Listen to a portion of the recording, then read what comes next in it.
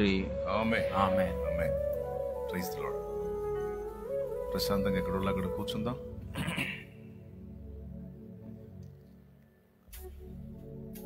రా రా రా రా.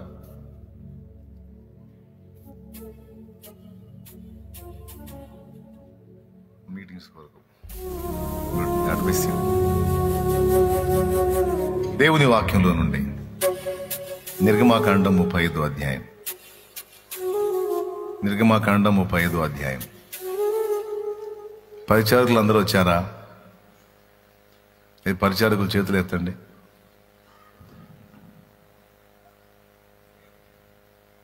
చేతులు కదిలించండి. రైట్.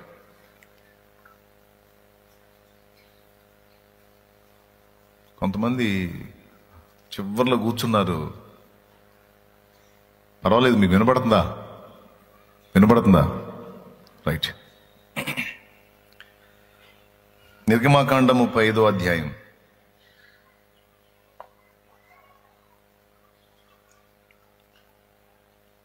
ముప్పైవ వచనం నుంచి చదువుకుందాం.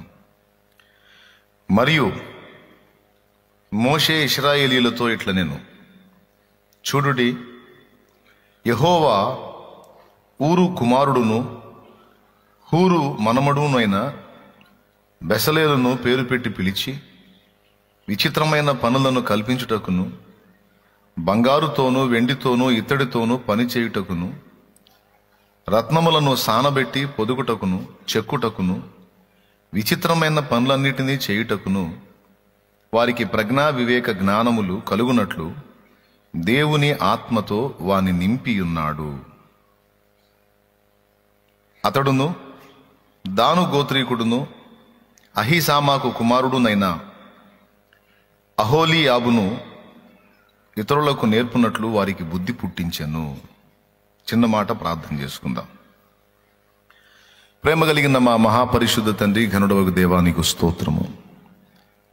మీ దయాపూర్వక సంకల్పాన్ని బట్టి ఈ శుభవేళ మొదటి ఆరాధనలో మమ్మల్ని సమకూర్చినందుకు వందనాలు. మా తండ్రి, ఇంతసేపు మేము జరిగించిన చర్యలన్నిట మీరుండి మహిమపరచబడ్డారు. మా దోషములను క్షమించి అపరాధములను మన్నించి మీ రక్తముతో కడిగి పరిశుద్ధ శరీర రక్తములను తినతరాగనిచ్చారు. మా హృదయపూర్వక అర్పణను గైకొన్నారు. జ్ఞాపకార్థంగా గ్రంథమందు రాసుకున్నారు. మేము చెల్లించిన స్తుతి సింహాసనాసీనుడే మా మధ్య ఉన్నారు. మా తండ్రి, మాతో మాట్లాడండి. నీ దాసుడు అయోగ్యుడు అపాత్రుడు ప్రభు, నీ రక్తము చేత నీ దాసుని కడిగి శుద్ధీకరించి మా అందరితో మాట్లాడు. ఉపదేశాన్ని అడ్డగింపు చూసే సైతాను, దురాత్మ, దయ్యపు అంధకార శక్తుల ప్రభావము నజరేయుడు యేసు నామములో బంధిస్తున్నాం. పూర్తిగా మీరే అధ్యక్ష స్థానం అందుండి నీ వాక్యమును పంపి నాతో మాతో అందరితో మాట్లాడుమని యేసు ప్రశస్త నామమును ప్రార్థించి స్తుతించి పొంది ఉన్నామని తండ్రి. ఆమేన్. ఆమేన్. ప్రభునందు ప్రియులారా, మనం చదువుకున్న ఈ వాక్య భాగంలో బెసలేలును గురించి, అలాగే అహోలీయాబును గురించి, ఇద్దరి గురించి మోషే మాట్లాడాడు. జాగ్రత్తగా వినండి. ఇంకా బయట పరిచారకులు ఎవరైనా ఉంటే దయచేసి లోపలికి వచ్చి కూర్చోండి. కొద్దిగా దయచేసి ఈరోజు నేను చెప్పే మాటలు శ్రద్ధగా వినండి. విశ్వాసులు, పరిచారకులు అందరూ కూడా జాగ్రత్తగా. చుట్టుపక్కల బయట పరిచర్యలో ఉన్న పరిచారకులందరూ కూడా అవకాశం ఉన్నంత వరకు వచ్చేసేయండి లోపలికి. పనులు ఏమైనా ఉంటే తర్వాత చూసుకుందాం. సాధ్యమైనంత పెందలాడి ముగించడానికి ప్రయత్నం చేస్తాను నేను. దయచేసి త్వరగా పరిచారకులందరూ కూడా లోపలికి వచ్చి కూర్చోండి. పాపం మీకు పనులు ఉంటాయి తెలుసు నాకు, కానీ ఈరోజు ప్రత్యేకంగా దేవుని మాటలు వినాల్సిన సమయం. ఈ ఇద్దరి గురించి మోషే మాట్లాడాడు. మోషే మాట్లాడుతూ ఒక మాట అన్నాడు. విచిత్రమైన పనులన్నిటినీ చేయడానికి వారికి ప్రజ్ఞా వివేక జ్ఞానములు కలుగునట్లు దేవుని ఆత్మతో వాని నింపి ఉన్నాడు అని బెసలేలు గురించి మాట్లాడాడు. బెసలేలు గురించి పలికిన ఈ మాట ఆలోచింపదగిన మాట. దేవుని పని చేయడానికి ఎవరి హృదయంలో అయితే దేవుని కొరకు ఆకలి, ఆసక్తి, దేవుని యందలి ప్రేమ ఉంటుందో వాళ్ళని దేవుడు ప్రత్యేకంగా గుర్తిస్తాడు. మళ్ళీ చెప్తున్నాను, దేవుని పని చేయడానికి, దేవుని చిత్తము నెరవేర్చడానికి దేవుని యందలి ప్రేమ, భక్తి, ఆసక్తి ఎవరికైతే ఉంటుందో వాళ్ళని స్పెషల్గా దేవుడు దృష్టిస్తాడు అని నేను చెప్పాను. దేవుని సన్నిధికి చాలా మంది వస్తారు. అందరి హృదయాల్లో దేవుని పట్ల ఒకే విధమైన ప్రేమ ఉండదు. కొంతమంది దేవుని అమితంగా ప్రేమిస్తారు, కొంతమంది మితంగా ప్రేమిస్తారు, కొంతమంది తమ స్వార్థం కోసం ప్రేమిస్తున్నట్టు కనిపిస్తారు. కానీ వాళ్ళు దేవుని ప్రేమించే ఆ ప్రేమంతా కూడా తమ స్వార్థం కోసమే, జస్ట్ యూజ్ చేసుకోవటానికి. మరి దేవుని ఆరాధించకపోతే దేవుడు మనకు సాయం చేయడు. మనకు సాయం కావాలంటే దేవుడిని ఆరాధించాలి. దేవుని సన్నిధిలో పరిశుద్ధుల మధ్యలో కూర్చొని మనం కూడా అందరితో పాటు ఆయన్ని మహింపరచాలి. ఇదంతా ఎందుకంటే ఇలా చేస్తే మనల్ని ఆశీర్వదిస్తాడు, మన కుటుంబాలు బాగుంటాయి అనేటువంటి స్వార్థకాంక్షతో కొంతమంది దేవుని దగ్గరకు వచ్చి దేవుని ఆరాధించి మహింపరిచే వాళ్ళు కొంతమంది ఉంటారు. మరి కొంతమంది దేవుని దగ్గరకు వస్తారు, ప్రతిఫలం ఆపేక్షించడంతో పాటు కొంత దేవుణ్ణి కూడా కొంత ప్రేమిస్తారు. నిజమైన దేవుడు, సత్యవంతుడు, మనకు నిత్య జీవాన్ని ఇచ్చే దేవుడు, ఆయన వంటి దేవుడు లేడు అని ఇంకొంచెం దేవుణ్ణి ఎక్కువగా ప్రేమిస్తారు. ఇది 2వ తరగతి. 1వ తరగతి ఏమో పూర్తిగా స్వార్థకాంక్ష, 2వ తరగతి ఏమో ఇంకొంచెం ప్రేమించేవాళ్ళు, 3వ తరగతి వాళ్ళు ఇంకా ఎక్కువగా దేవుణ్ణి ప్రేమిస్తారు.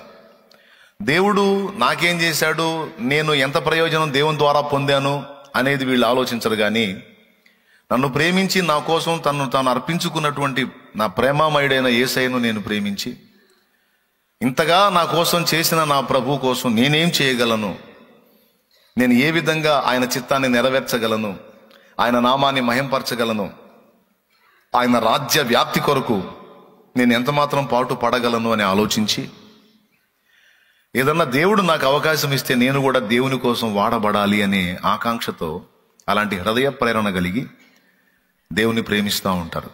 దేవుని సన్నిధిని పని చేయడానికి ఛాన్స్ కోసం అలా హృదయం ప్రేరణ పొందుతూ ఉంటుంది. ఈ 3వ తరగతిలో ఉన్న వాళ్ళని దేవుడు స్పెషల్గా దర్శిస్తాడు, స్పెషల్గా దృష్టిస్తాడు. వాళ్ళని దేవుడు తన పరిచర్యలోకి తప్పకుండా తీసుకుంటాడు. 3 తరగతుల్లో 2 తరగతుల వారు కాదు, కానీ 3వ తరగతి వాళ్ళు, అంటే ఇందాక చెప్పినటువంటి దేవుణ్ణి అమితంగా ప్రేమించి దైవచిత్తం. ఇక్కడ మనం గమనించాల్సినటువంటి విషయం ఏంటంటే, ఈ బెసలేలు అనేవాడు, అహోలియాబు అనేవాడు అలాంటి వాళ్ళు. వీళ్ళు దేవుని ప్రేమించే మనసు కలిగిన వాళ్ళు, దేవుని కోసం ఎంతైనా ఏదైనా చేయడానికి సిద్ధ మనస్సు కలిగిన వాళ్ళు. ఇశ్రాయేలు సర్వ సమాజంలో చాలా మంది వ్యక్తులు ఉన్నారు, కానీ వీళ్ళు ప్రత్యేకమైన వాళ్ళు. ఎందుకో ఒక్కసారి జస్ట్ పేజీ తిప్పండి, 36వ అధ్యాయం చూడండి. ఒకసారి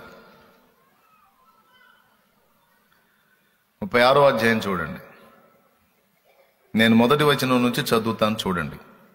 పరిశుద్ధ స్థలము యొక్క సేవ నిమిత్తము ప్రతి విధమైన పని చేయ తెలిసికొనుటకై యెహోవా ఎవరికి ప్రజ్ఞా వివేకములు కలుగజేసెనో అట్టి బెసలేలును, అహోలియాబును మొదలైన ప్రజ్ఞావంతులందరూ యెహోవా ఆజ్ఞాపించిన అంతటి చొప్పున చేయుదురనెను. బెసలేలును, అహోలియాబును యెహోవా ఎవరి హృదయములో ప్రజ్ఞ పుట్టించెనో ఆ పని చేయుటకు ఎవని హృదయము వాని రేపెనో వారినందరినీ మోషే పిలిపించెను. ఆ మాట, చివరి మాట చూడండి. చివరి మాట చూడండి. ఆ పని చేయుటకు ఎవని హృదయము వాని రేపెనో, అది అండర్లైన్ చేయాల్సిన మాట.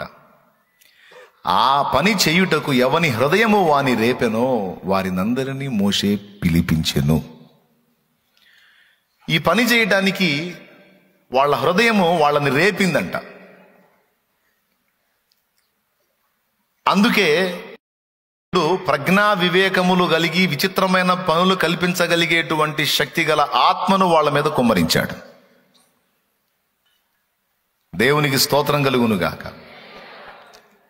ఆ పని చేయుటకు ఎవని హృదయము వారిని రేపెనో వాళ్ళకి, అంటే హృదయంలో దేవుణ్ణి ప్రేమించి దేవుని పని నేను చేయాలి, దేవుని చిత్తం నేను నెరవేర్చాలి, నాకున్న అవకాశంలో నాకున్న పరిధిలో నేను దేవుని కోసం ఫలించాలి, పని చేయాలి అనేటువంటి హృదయవాంఛ, ఆ హృదయం రేపబడిన అనుభవం ఎవరికైతే ఉందో వాళ్ళని దేవుడు ప్రత్యేకించుకొని 2 పనులు చేశాడు. ఒకటి ప్రత్యేకించుకున్నాడు, రెండవది ఆ పని చేయడానికి కావలసినటువంటి బలాన్ని, జ్ఞానాన్ని, ప్రజ్ఞను దేవుడే పుట్టించాడట.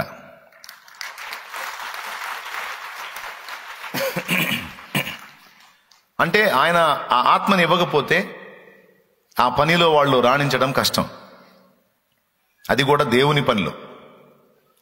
ఇప్పుడు విచిత్రమైన పనులు కల్పించి అవన్నీ నెరవేర్చి ప్రత్యక్ష గుడారపు నిర్మాణాన్ని వాళ్ళు జరిగించారు. తర్వాత ఈ ప్రత్యక్ష గుడారం నిర్మాణానికి ముఖ్య నాయకులుగా కొంతమందిని, వాళ్ళ క్రింద సహకారులుగా మరికొంతమందిని, ఎవని హృదయము వాని రేపెనో వారినందరినీ దేవుడు తన దాసుల ద్వారా, తన దాసుని ద్వారా పిలువనంపించాడు ప్రత్యక్ష గుడార నిర్మాణానికి. ఇది అక్కడ విషయం.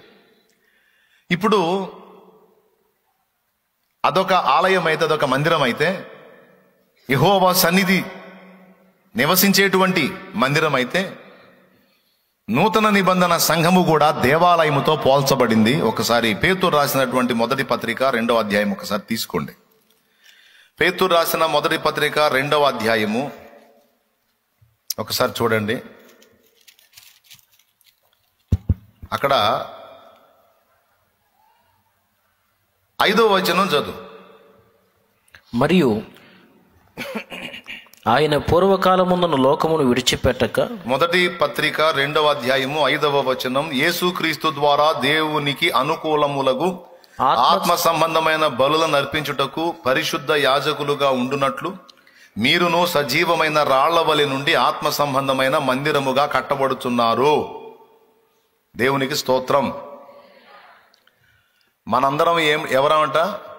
సజీవమైన రాళ్ల వలె ఉండి ఆత్మ సంబంధమైన మందిరముగా కట్టబడుచున్నామట. దేవునికి స్తోత్రం. ఓకేనా? అంటే క్రొత్త నిబంధన సంఘము కూడా ఒక మందిరంతో పోల్చబడింది. పాత నిబంధనలో ప్రత్యక్ష గుడారం దేవుని సన్నిధి అయితే, క్రొత్త నిబంధనలో నిర్మించబడుతున్న సజీవ రాళ్లతో నిర్మించబడుతున్నటువంటి సంఘము దేవుని మందిరం. ఇందులో ప్రతి ఒక్క విశ్వాసి ఒక సజీవమైన రాయి. అయితే ఇందులో ఈ సంఘములో రాళ్ళు ఉన్నారు, రాళ్లను వరుసలో పేర్చే మేస్త్రులు కూడా ఉన్నారు. మొత్తం సంఘంలో వ్యక్తులే. ఈ మాట మొదటి కొరింథీ పత్రిక 3వ అధ్యాయం మీరు కానీ చూడగలిగితే, మొదటి కొరింథీ పత్రిక 3వ అధ్యాయం మీరు చూడగలిగితే, అక్కడ అపోస్తలుడైనటువంటి పౌలు ఒక మాట మాట్లాడతాడు. 9వ వచనం, 10వ వచనం చూడు.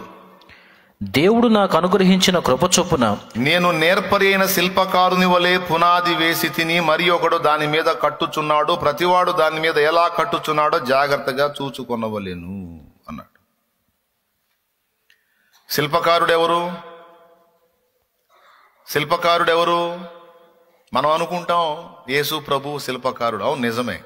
ఆ శిల్పకారుడు భూమి మీద ఉన్నటువంటి సంఘములోని కొంతమంది వ్యక్తులకు నేర్పరైన శిల్పకారుని వల్ల పునాది వేయటానికి, దాని మీద కట్టడానికి కావలసిన సామర్థ్యాన్ని ఇచ్చి, ఈ సంఘములోని వ్యక్తులనే కొంతమందిని తన జత పనివారుగా తీర్చిదిద్దుకుంటాడట. నేను చెప్పలా, అక్కడ ఉంది. చూడు, అక్కడ వచనం కూడా ఇంకొక వచనం చూపిస్తాను చూడండి. 9వ వచనం చూడు. మేము దేవుని పనివారమై ఉన్నాము. మేము దేవుని జత పనివారమై ఉన్నాము. మీరు దేవుని వ్యవసాయమును దేవుని గృహమునై ఉన్నారు. అది పాత నిబంధనలో ప్రత్యక్ష గుడారాన్ని నిర్మించడానికి ముఖ్య నాయకుడు మోషే అయితే, మోషే ద్వారా కొంతమందిని పిలిపించుకుని వాళ్ళని ప్రత్యేకంగా తన ఆత్మతో అభిషేకించాడు దేవుని ప్రత్యక్ష గుడార నిర్మాణం కోసం. ప్రత్యక్ష గుడారం అంటే ఏదో తెరలతో పైకప్పులతో ఒక గుడారాన్ని నిర్మించటం అనుకోకండి. అందులోపలి వస్తువులు కూడా ఉన్నాయి. సువర్ణ బలిపీఠము, ఇత్తడి గంగాళము, దీపవృక్షము, ధూప వేదిక, సన్నిధి రొట్టెల బల్ల, సాక్ష్యపు మందసము, మందసం మీద కెరూబులు, కెరూబుల మధ్యనున్న ఖాళీ కరుణాపీఠము, ఇట్లా వీటన్నిటినీ నిర్మించాలి. ఇవన్నీ నిర్మించాలి. ఇందులో బంగారం పనుంది, వస్త్రాల పనుంది, నూలు వడకాల్సిన పనుంది, చాలా పనులు ఉన్నాయి. తెరలు నిర్మించాలి. ఈ పనులన్నీ చేయడానికి ఎవరెవరిని ఎంపిక చేసుకోవాలో మోషేని దేవుడు నియమించి మోషే ద్వారా కొంతమందిని పిలిచాడు. అందులో ఇద్దరిని ప్రత్యేకంగా దేవుడు ఎత్తి మాట్లాడాడు. ఆ ఇద్దరి పేర్లు బెసలేలు, అహోలియాబు. వీళ్ళిద్దరికీ స్పెషల్గా దేవుడు తన ఆత్మను అనుగ్రహించాడంట. లీడర్స్ అనుకోండి వీళ్ళు. మళ్ళా వీళ్ళ ద్వారా కొంతమంది ఎంపిక చేయబడి వాళ్ళు దేవుని పనిలోనికి వచ్చారు. మొత్తం 3 విభాగాలు కనపడతాయి. మొదటి విభాగంలో మోషే ఒక్కడే ఉంటాడు. రెండవ విభాగంలో బెసలేలు, అహోలియాబు ఉంటారు. మూడవ విభాగంలో వారి కింద పని చేయడానికి వచ్చినటువంటి మిగిలిన పరిచారకులు, ఎవని హృదయము వాని రేపెనో వాళ్ళందరూ కూడా వచ్చి లైన్లో ఉంటారు. ఈ 3 విభాగాలుగా ఉన్నటువంటి వీళ్ళందరూ కలిసి 3 విభాగాలుగా ఉన్నటువంటి ప్రత్యక్ష గుడారాన్ని నిర్మించారు. ఆవరణము, పరిశుద్ధ స్థలము, అతి పరిశుద్ధ స్థలం. అందులో వస్తువులు, ఉపకరణాలు అన్నిటినీ వీళ్ళు కల్పించారు. ఇలా వీళ్ళు చేయడానికి దేవుడే వారికి తన ఆత్మను, తన శక్తిని, ప్రజ్ఞా వివేకములు కలిగినటువంటి తన శక్తిని అనుగ్రహించాడు అని ఇప్పుడు మేము మనం చదువుకున్నాం. మీరు చదివారు, నేను చదివాను. ఇప్పుడు కొత్త నిబంధన సంఘమును దేవుని పరిచర్య చేయడానికి సంఘము కట్టేదెవరు? సంఘం కట్టేదెవరు? దేవుని వాక్యంలోనే చూద్దాం.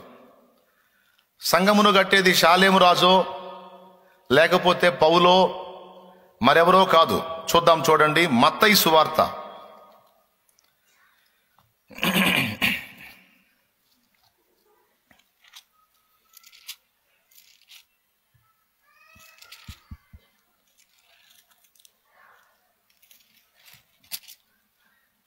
16వ అధ్యాయము 18వ వచనం చదువు ఒకసారి. మరియు నీవు పేతురువు, ఈ బండ మీద నా సంఘమును కట్టుదును. అద్దుగో, నా సంఘమును కట్టుదును అనే మాట ఎవరు మాట్లాడారు? ప్రభువు మాట్లాడాడు.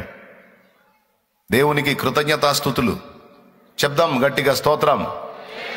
సంఘమును కట్టేది ఎవరు? షాలేము రాజో లేకపోతే ఇంకొకడో పౌలో పేతురో కాదు. సంఘమును కట్టునది ప్రభువే, సంఘమును నిర్మించున్నది ప్రభువే. అయితే ప్రత్యక్ష గుడారాన్ని నిర్మించింది ఎవరు అంటే మీరు ముందు చెప్పే మాట ఏంది? మోషే అని. ప్రత్యక్ష గుడారాన్ని నిర్మించింది ఎవరు? ఎవరి చేత దేవుడు నిర్మింపజేశాడంటే మీరు తడుముకోకుండా చెప్పే జవాబు ఏంటంటే మోషే అంటారు, కానీ బెసలేలు, అహోలియాబు అని మీరు చెప్పరు. ఇప్పుడు నేను చెప్పాను కాబట్టి వాళ్ళు నిర్మించారని మీరు చెప్పొచ్చు, కానీ అసలు పనిని పురమాయించింది ఎవరికి? మోషేకి దేవుడు. ఆ విజన్ ఇచ్చింది ఎవరికి? మోషేకి. ఎలా కట్టాలో, ఎలా నిర్మించాలో కొండ మీద నేను నీకు చూపించిన మాదిరి చొప్పున అచ్చం అలాగునే నీవు ప్రత్యక్ష గుడారాన్ని నిర్మించాలి. ఎక్కడ ఏది ఉంచాలో ఆ డిజైనింగ్ అంతా మోషేనే చెప్పాలి.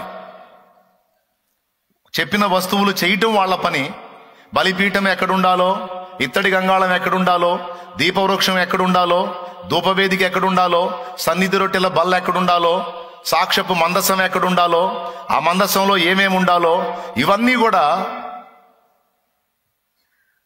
చెప్పాల్సిన వాడు, చేయించాల్సిన వాడు మోషే. ఆయన చెప్పిన ప్రకారం వీళ్ళు ఆ వస్తువులన్నిటిని నిర్మించి మోషేకి అప్పగిస్తారు. ఆ ప్రదేశాల్లో మోషే వాటిని పెట్టిస్తాడు. దీనికోసం మిగిలిన వాళ్ళందరూ కూడా ప్రయాసపడాలి. అలాగే సంఘమును కట్టునది ఎవరు అంటే, దేవుని వాక్యం స్పష్టంగా చెప్పింది, సంఘాన్ని కట్టేది యేసయ్య. ఆయనే చెప్పాడు, నేను నా సంఘమును కట్టుదును. ప్రభువు కట్టేటువంటి సంఘం ఎదుట పాతాళలోక ద్వారములు నిలవ నేరవన్నాడు. దేవునికి స్తోత్రం కలుగును గాక. సహజంగా మనం అలవాట్లో పొరపాటుగా ఒక మాట అంటా ఉంటాం. సేవకులుగా కొంతమంది సేవకులుగా అలవాట్లో పొరపాటుగా, అక్కడ సంఘం కట్టానండి, ఇక్కడ ఒక సంఘం కట్టి మొత్తం 3 సంఘాలు కట్టానండి, మొత్తం 4 సంఘాలు కట్టానండి, మొత్తం 5 సంఘాలు కట్టానండి, మొత్తం ఒక 20 సంఘాలు కట్టానండి అంటారు. దేవుని వాక్యం ఏం చెబుతుంది? సంఘాలు కట్టేదెవరు? నేను నా సంఘమును కట్టుదును అన్నాడు. కాబట్టి మరి నేను కట్టాను అనొచ్చా? అనొచ్చా? ఏమనాలో తెలుసా? ప్రభువు నన్ను వాడుకొని 3 సంఘములను నిర్మించాడు. ప్రభువు నన్ను వాడుకొని ఆయన కృపతో 5 సంఘములను నిర్మించాడు. ప్రభువు నన్ను వాడుకొని ఆయన కృపతో ఇదిగో ఇన్ని సంఘములు కట్టాడు. ప్రభువు కట్టాడు. ప్రభువు కట్టిందే నిలబడిద్ది కానీ మనుషులు కట్టే నిలబడదు సోదరా. Okay, point number 1. ఇప్పుడు ప్రత్యక్ష గుడారాన్ని కట్టింది ఎవరు? పెద్దగా చెప్పాలి. మోషే అన్నారు. ఎవరిని వాడుకొని కట్టించాడు? బెసలేలుని, అహోలియాబుని. వాళ్ళని నాయకులుగా పెట్టుకొని వాళ్ళ కింద పరిచారకుల్ని నియమించి వాళ్ళ ద్వారా ఆ ప్రత్యక్ష గుడారాన్ని నిర్మించాడు. ఇప్పుడు ఒక మాట చెప్పండి, యెహోవా అనుగ్రహించేటువంటి ఆ ఆత్మశక్తి అనేది ఈ ఇద్దరి మీదే పనిచేసిద్దా? వీరి కిందకు వచ్చి పరిచర్య చేయడానికి వచ్చిన వాళ్ళ మీద కూడా పనిచేసిద్దా? మొత్తం 3 మీద పనిచేసిద్ది దేవుని శక్తి. 1 మోషే మీద పనిచేసిద్ది, 2 బెసలేలు అహోలియాబ్ మీద పనిచేసిద్ది, 3 వారికి సహకారులుగా ఎవరి హృదయము వారిని రేపెనో వారందరూ వచ్చారు కదా, వారందరి మీద పనిచేసిద్ది. కొడితే గట్టి కొట్టండి, లేకపోతే వదిలేసేయండి.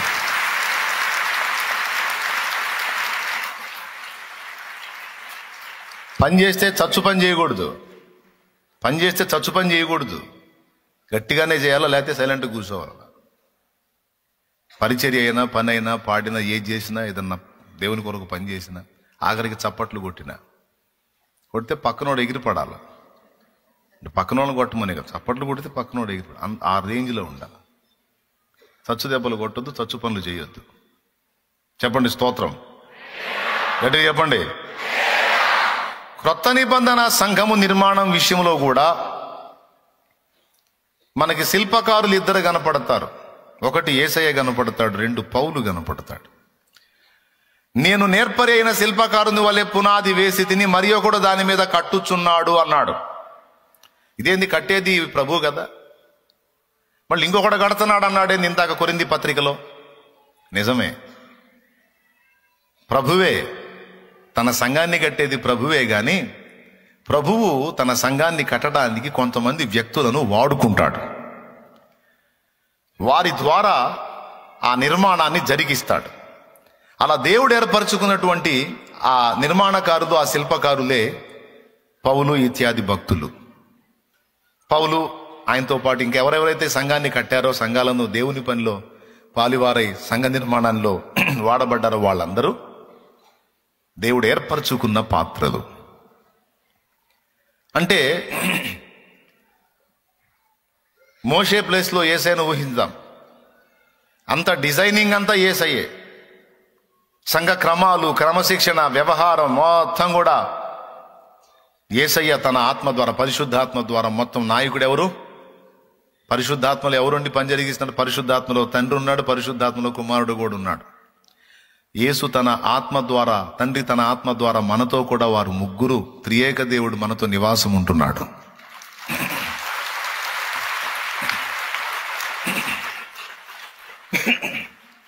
ఓకే, ఇప్పుడు ఆయన పూనుకొని కొంతమంది వ్యక్తులను ఏర్పరచుకున్నాడు. బెసలేలు, అహోలియాబు లాగా కొంతమంది వ్యక్తులను ఏర్పరచుకున్నాడు. వాళ్ళు పౌలు, పేతురు, యాకోబు ఇట్లా భక్తులు ఉన్నారు. కొంతమంది నాయకులనుగా నియమించి వాళ్ళ ద్వారా పనిని మొదలుపెట్టి వారి కింద కొంతమంది ఉపనాయకులను, పరిచారకులను దేవుడు సిద్ధపరిచాడు. ఇక్కడ గమనించాల్సిన విషయం ఏంటంటే, ఈరోజు ఇక్కడ తండ్రి సన్నిధి పరిచర్య జరుగుతుంది. ఈ పరిచర్య జరగటానికి, ఇంతమంది ప్రజలు రక్షణలోకి రావడానికి దేవుడు సంకల్పించాడు. ప్రభు అయిన యేసుక్రీస్తు సంకల్పించి కొన్ని సంవత్సరాల క్రితం ఫస్ట్ నన్ను పట్టుకున్నాడు. 2002లో నన్ను దర్శించి నా మనోనేత్రాలు వెలిగించి నేను ఆయన పాదాల దగ్గరకు వచ్చినట్టుగా, రక్షణ పొందినట్లుగా దేవుడు నా కృపను ఇచ్చాడు. ఆ తర్వాత 4 ఏండ్లకు ఆయన పరిచర్య చేయడానికి నన్ను పిలిచాడు. నన్ను పిలిచినప్పుడు నేను ఒంటరిని. కానీ ఈరోజు ఆయన పిలిచిన నాటి నుంచి నేటి వరకు చూస్తే వారిలో ఒంటరైన వాడు 1000 మంది అగును అంటే నన్ను అంతకంటే ఎక్కువ చేశాడు ఆయన. ఇంచుమించు ప్రత్యక్షంగా మనకు తెలిసి ఇంచుమించు ఒక 50,000 మంది పైచిలుకు అనుకోండి రక్షణలోనికి వచ్చినటువంటి పాత్రలు. పరోక్షంగా ఇంకా ఎంతమంది ఈ వాక్కు ద్వారా సంధించబడి రక్షణలోనికి వచ్చారో, ఎన్ని ప్రదేశాల్లో ఆత్మలు రక్షించబడ్డాయో అవన్నీ మనం పరిగణలో తీసుకుంటే అది చాలా ఎక్కువ ఉంటుంది. అయితే ప్రత్యక్షంగా నా ముందు కూర్చునేటువంటి వ్యక్తులను గురించి మనం ఆలోచన చేసినప్పుడు దాదాపు అంతమంది. అంటే ఇంతమంది వ్యక్తులు రక్షింపబడటానికి, కట్టబడటానికి, పట్టబడటానికి మొదటి కారణం యేసయ్య అయితే, ఆయన పిలిచి ఏర్పరచుకున్న పాత్రగా నన్ను దేవుడు ఉంచాడని మీరు నమ్ముతారా? Any doubt? ఏం లేదుగా, డౌట్ లేదుగా. దేవునికి స్తోత్రం. అయితే నన్ను ఏర్పరిచిన దేవుడు తన ఆత్మను నాకు ఇచ్చాడు, మంచిది. అయితే పరిచర్య గ్రోత్ అవుతున్న కొద్దీ కొంతమంది హృదయాలు వారిని రేపాయి, కొంతమంది హృదయాలు వాళ్ళని రేపాయి. షాలేము రాజన్న తన పూర్తి కాలమంతా దేవుని పనిలో వినియోగించి అనేక ఆత్మల రక్షణ కోసం పాటు పడుతున్నప్పుడు, మరి నా వంతు నేను కూడా కష్టపడాలి కదా. ఇదేంది, నేను జస్ట్ ఆదివారం ఆరాధనకి వెళ్ళి సైలెంట్గా వచ్చి నా పనులు నేను చూసుకుంటున్నాను, ఇది కరెక్ట్ కాదు కదా. దైవజనుడు అంతగా ప్రయాసపడుతున్నప్పుడు కొంచెం ఆయనకి కొంచెం సహకారిగా, కొంచెం నేను ఉపకారిగా ఉంటే ఇంకొంత చేయగలుగుతాడు కదా అని, ప్రియమైన పరిచారకులారా, మీ మనస్సు లేదా మీ హృదయము మిమ్మల్ని రేపింది. ఎప్పుడైతే మీ మనస్సు మిమ్మల్ని రేపిందో, మీరు ఎప్పుడైతే దేవుని పనిలోనికి ఇన్వాల్వ్ అవ్వడానికి ఇష్టపడి నీకున్నంతలో చేయటం మొదలు పెట్టావో, దేవుని ఆత్మశక్తి నీ మీదకి వచ్చింది. ఇది వాస్తవం. దేవుని పరిశుద్ధాత్మ శక్తి నీ మీదకి వచ్చింది. ఆ పరిశుద్ధాత్మ శక్తి నీ మీదకి వచ్చి ఆ శక్తి నీ మీద పనిచేసినందున నీకు నియమించబడినటువంటి ప్రదేశంలో, నీవు నియమించబడిన స్థానములో చక్కగా ఆ పని చేయడానికి కావలసిన జ్ఞానము, నడిపింపు, అభిషేకము, అనుకూలత అన్నీ నీకు దక్కాయి. మీకు తెలుసా, వేలాది మంది వస్తారు, వెళతారు. కానీ ఎంతమందికి ఆ పని చేసే అవకాశం దక్కింది? ప్రభు వల్ల అందించేటువంటి ఆ పాత్ర పట్టుకొని తిరిగే ఛాన్స్ ఎంతమందికి వచ్చింది? ప్రభు సన్నిధిలో ఒక టెంట్ నిలేసే అవకాశం ఎంతమందికి వచ్చింది? ప్రభు పరిశుద్ధుల పరిచర్య చేయడానికి, వారికి అంత ఆహారం పెట్టడానికి ఎంతమందికి అవకాశం వచ్చింది? పరిశుద్ధులు దేవుని సంఘము వినియోగించినటువంటి ప్రదేశాలను శుభ్రపరచడానికి ఎంతమందికి అవకాశం దక్కింది? ఒక్కసారి ఆలోచించండి. వేలాది మంది వస్తున్నారు, వెళతా ఉన్నారు, కానీ అందరికీ అవకాశం ఇవ్వబడలేదు. కొంతమంది దేవుని సేవ చేద్దామని వచ్చినా తర్వాత నిలవలేక వెళ్ళిపోయిన వాళ్ళు ఉన్నారు. మళ్ళా వాళ్ళు జస్ట్ విశ్వాసులాగా, ఆర్డినరీ విశ్వాసులాగా మారిపోయిన వాళ్ళు ఉన్నారు. ఎందుకు?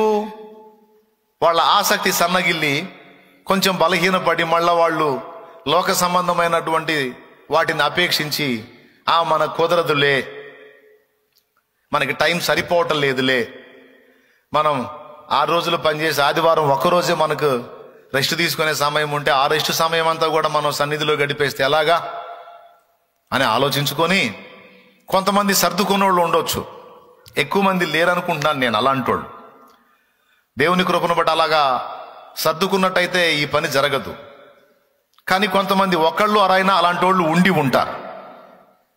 దేవుని పరిచర్యలోకి వచ్చి కొంతకాలం చేసి మళ్ళా నాకు టైం సెట్ అవ్వట్లేదని సర్దుకున్న వాళ్ళు ఉండొచ్చు.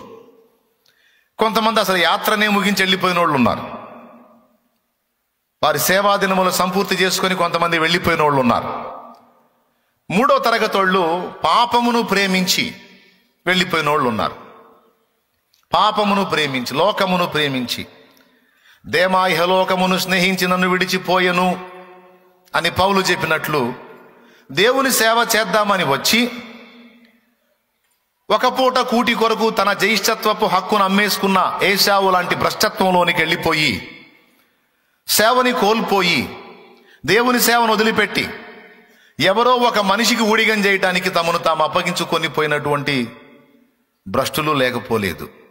అంటే భ్రష్టులు అని ఎందుకన్నానంటే వారు రక్షణ విషయంలో భ్రష్టులు కాదు, కానీ సేవ విషయంలో భ్రష్టులైనారు. స్పష్టంగా అర్థమవుతుందని నేను చెప్పేది.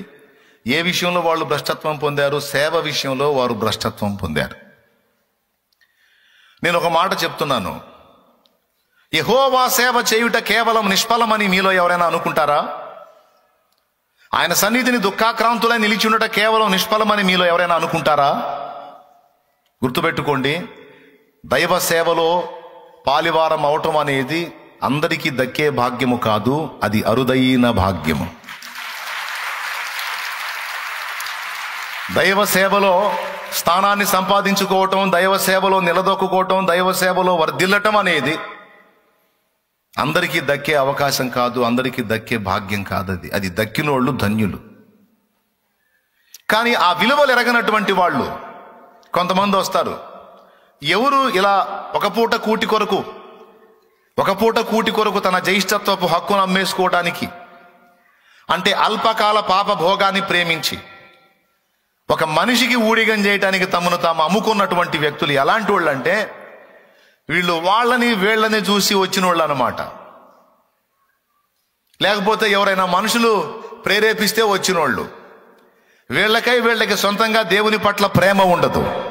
నేను దేవుని సేవ చేయాలి, దేవుని చిత్తం నెరవేర్చాలి, నేను దేవుని పాత్ర మోయాలి, దేవుని సన్నిధిలో ఖర్చవ్వాలి, నా జీవితంలో దేవుడిచ్చినటువంటి విలువైన సమయము నేను దేవుని కోసం కేటాయించాలి అని దేవుని ప్రేమించేటువంటి మనసు కలిగిన వాళ్ళు చచ్చినా వెనక్కి సర్దుకోరు. సేవ పోగొట్టుకోవటం కంటే చచ్చింది మేలు అనుకుంటారు.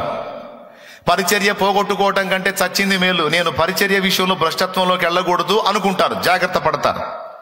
మరి ఎవరు వెనక్కి సర్దుకుంటారు? పాపమును ఎవరు స్నేహిస్తారు అంటే ఎవరి గుండెల్లో దేవుని పట్ల ప్రేమ ఉండదో, ఎవరు పక్క వాళ్ళ ద్వారా ప్రేమ ఉండదు, దేవుని సేవకుల విలువ తెలియదు, దేవుని సేవ విలువ అంతకన్నా తెలియదు. కానీ వీళ్ళు చేస్తుంటే వీళ్ళు కూడా చూసి 4 దినాలు ఆవేశపడతారన్నమాట, కొద్ది రోజులు ఆవేశపడతారు. తర్వాత సాతాను వచ్చి కాస్త గిల్లగానే, ఏంది నీకు ఈ కర్మ, ఏంది నీకు ఈ బాధ, ఎందుకు నీకు ఈ దరిద్రం, శుభ్రంగా నీకంటూ ఒక జీవితం, నీకంటూ ఒక లైఫ్ హాయిగా నువ్వు జీవించవచ్చు, సంపాదన ఆర్థికంగా 4 రూపాయలు వెనకేసుకోవటం, ఏంది పొద్దుగుకులు సేవ అని ఖాళీ దొరికితే ఇంకా 4 రూపాయలు సంపాదించుకోవటానికి ఏదో ఆలోచన చేయాలి. కానీ పొద్దుస్తమానం దేవుడు సేవ అంటే ఎట్లా నడుస్తుంది అని సైతాను గిల్లుతాడు ఎవరో ఒకళ్ళ ద్వారా. ఆ గిల్లినప్పుడు అంతకుముందు మనుషులు ప్రేరేపిస్తే వచ్చారు కదా సేవకి, ఇప్పుడు లోకంలో ఉన్న మనుషులు ప్రేరేపిస్తే మళ్ళీ లోకంలోకి వెళ్ళిపోతారనమాట. వీళ్ళని చంచలులు అంటారు. వీళ్ళని ఏమంటారంటే చంచల బుద్ధి కలిగిన వారు, స్థిరులు కాదు వీళ్ళు. గొప్ప గొప్ప తీర్మానాలు చేస్తారు, గొప్ప గొప్ప శపథాలు చేస్తారు, గొప్ప గొప్ప వాగ్దానాలు ఇస్తారు. కానీ ఆ ఇచ్చినటువంటి శపథాల్లో, వాగ్దానాల్లో, తీర్మానాల్లో వాళ్ళు నిలబడరు. ఎందుకంటే వాళ్ళు ఆ శపథాలు చేసింది, ఆ తీర్మానాలు చేసింది మనుషుల ప్రేరణను బట్టి. Praise the Lord. ఎవరి ప్రేరణను బట్టి? లేదా వీళ్ళని చూసి ఆవేశం పొంగి వచ్చిన వాళ్ళు. 3 రకాల వాళ్ళని చెప్పాను. ఒక రకం, ఇందాక 3 రకాలు చెప్పానండి. పరిచర్యకు వచ్చేవాళ్ళు ఏమో మర్చిపోయాం కదా. ఏం చెప్పాను చెప్పండి.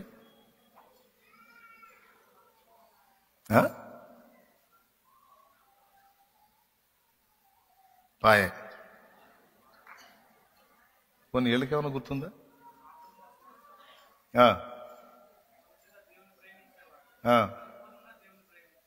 అది అయిపోయింది. అది 3 ఫస్ట్ చెప్పింది. పరిచర్యకు వచ్చేవాళ్ళు 3 విభాగాలు చెప్పాను నేను. యథార్థంగా దేవుణ్ణి ప్రేమించేవాళ్ళు, దేవుని ద్వారా తమ మనసు రేపబడి తమ హృదయము ప్రేరణ పొంది తమంతట తాముగా దేవుణ్ణి ప్రేమించి అన్న సేవ చేస్తున్నప్పుడు నా వంతు నేను కూడా అన్నకు సహకారిగా ఉండాలి, నా వంతు నేను కూడా చేయాలి, అప్పుడు అన్న ఇంకొంచెం చేస్తాడనే ఆశ కలిగి సేవకొచ్చేవాళ్ళు. దేవునికి స్తోత్రం. పూర్తిగా వాళ్ళు దేవుణ్ణి ప్రేమించి సేవ విలువ తెలుసుకొని దైవజనుల యొక్క ప్రయాసను గుర్తించి వారి విలువ కూడా తెలుసుకొని వచ్చి అంకితమై సేవ చేసేవాళ్ళు కొంతమంది పాపం పరిచర్యకు వచ్చి కూడా డబ్బును ప్రేమించి వెనక్కి జారేవాళ్ళు 3వ తరగతి వాళ్ళు. పాపమును ప్రేమించి వెనక్కి జారేవాళ్ళు, డబ్బును ప్రేమించి వెనక్కి జారేవాళ్ళు. వాళ్ళ టైం అంతా కూడా మనీ సంపాదన కోసం వాళ్ళు ఆలోచిస్తారు. శక్తిని నేను దేవుని సేవలో వాడకూడదు, నా శక్తినంతా కూడా, నా టాలెంట్ అంతా కూడా, నా పరిచర్యకి వినియోగించేటువంటి ఆ టైము ఆ టాలెంట్ మొత్తం కూడా నేను లోకంలో పెడితే 4 రూపాయలు వస్తాయి నాకు. నేను దేవుడు దేవుడు దేవుడు అని దేవుని దగ్గర కూర్చుంటేట అని రూపాయి కోసం దేవుని సేవను పక్కకు పెట్టే వాళ్ళు ఉన్నారు. ఇది 2వ వాళ్ళు అని చెప్పాను నేను. మొదటోళ్ళేమో పూర్తిగా దేవుణ్ణి ప్రేమించి రూపాయి కంటే కూడా దేవుణ్ణి ప్రేమించి దేవుని సేవను ప్రేమించి సేవకుల విలువను గుర్తించి వారికి సహకారులుగా ఉండి పని ఇంకొంచెం ముందుకెళ్ళడానికి నా వంతు నేను కోఆపరేట్ చేస్తాను అనుకుని వచ్చేవాళ్ళు ఒకటి. కొంతమంది ఎందుకు వెనక్కి పోతారు? వెనక్కి పోవడానికి 2 కారణాలు, మొత్తం 3 విషయాలు చెప్పాను. వెనక్కి పోవడానికి 2 కారణాలు. ఒకటి ఏంటంటే డబ్బును ప్రేమించి వెనక్కి వెళ్ళేవాళ్ళు కొంతమంది అయితే, పాపాన్ని ప్రేమించి వెనక్కి వెళ్ళేవాళ్ళు భ్రష్టులయ్యేవాళ్ళు 2వ తరగతి వాళ్ళు చెప్తున్నాను. ఎందుకు పాపాన్ని ప్రేమించి అంటే దేవుని పనికే వస్తారు, దేవుని పరిచర్యలోనే ఉంటారు, వీళ్ళని చూసి వచ్చిన వాళ్ళు. వీళ్ళు ఎలా తయారవుతారంటే వీళ్ళకి సరైన వాళ్ళు తగలనంత వరకు వీళ్ళు భక్తిలో ఆత్మీయతలో ఉన్నట్టు కనపడతారు. సరైన శోధకులు వీళ్ళకి తగిలారనుకో వీళ్ళు జంప్ అయిపోతారు. అంటే ఈ స్థిరము లేని జీవితాలు, దేమా ఇహలోకమును స్నేహించినను విడిచిపోయినన్న దేమాలు అన్నమాట వీళ్ళు.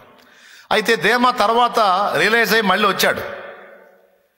ఈరోజు ఇక్కడ ఉన్నటువంటి వాళ్ళందరికీ నేను చెప్తున్నాను, ఒకవేళ ఎవరైనా పరిచర్యను విసర్జించి డబ్బునో పాపాన్నో ఒక పూట కూటినో ఆశించి దేవుని పనిని వదిలిపెట్టినటువంటి భ్రష్టత్వంలోకి వెళ్ళిన వాళ్ళు ఎవరైనా ఉంటే దేమా తిరిగి తప్పు దిద్దుకొని మళ్ళా దేవుని పనిలోనికి వచ్చినట్టు తిరిగి దేవుని సేవలోనికి పరిగెత్తండి.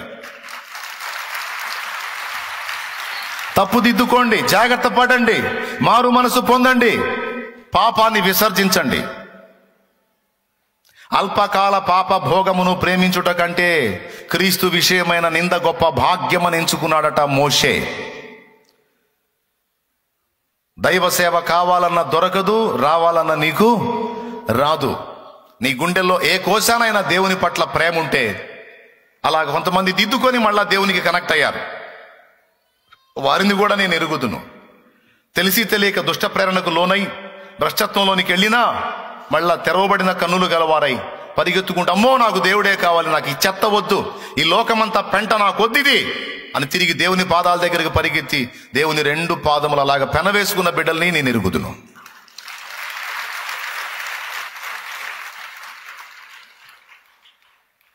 హల్లెలూయా, హల్లెలూయా.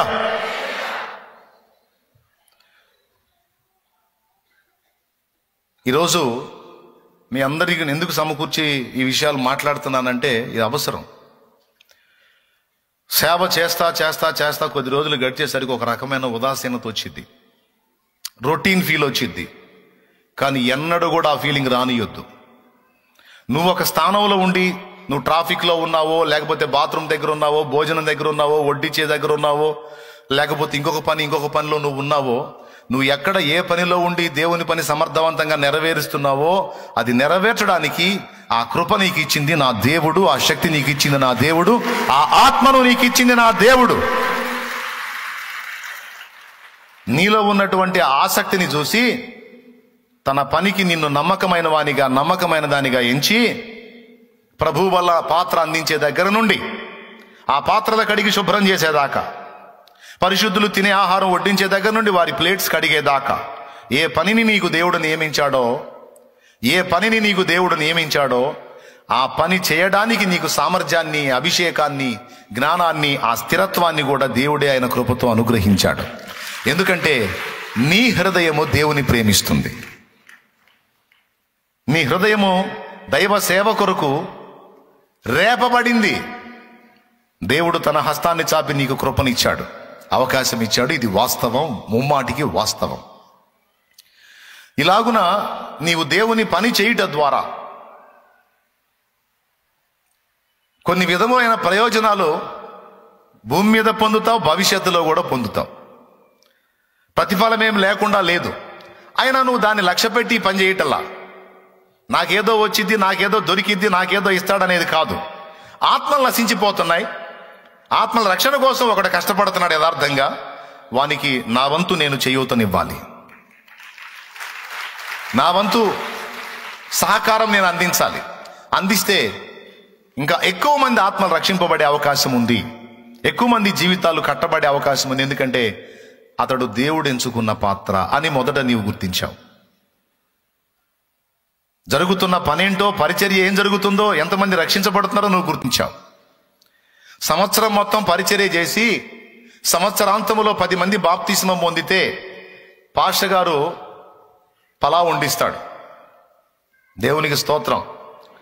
సంవత్సరం అంతా పనిచేసి, సంవత్సరం అంతా పరిచర్య చేసి సంవత్సరాంతమున 10 మంది బాప్తిస్మం పొందితే పాస్టర్ గారు భారీ ఫంక్షన్ చేస్తాడు. ఎందుకంటే 10 మంది ఆత్మలు దేవుని రాజ్యమునకు చేర్చబడ్డారు, నరకాగ్ని నుండి కాపాడబడ్డారు, నిత్య జీవమునకు వారసులయ్యారు. అంత సంతోషిస్తే దాదాపు 4400 మంది కంటే ఎక్కువ మంది రక్షణలోనికి వచ్చినప్పుడు మరి మనమెంత పండగ చేయాలి?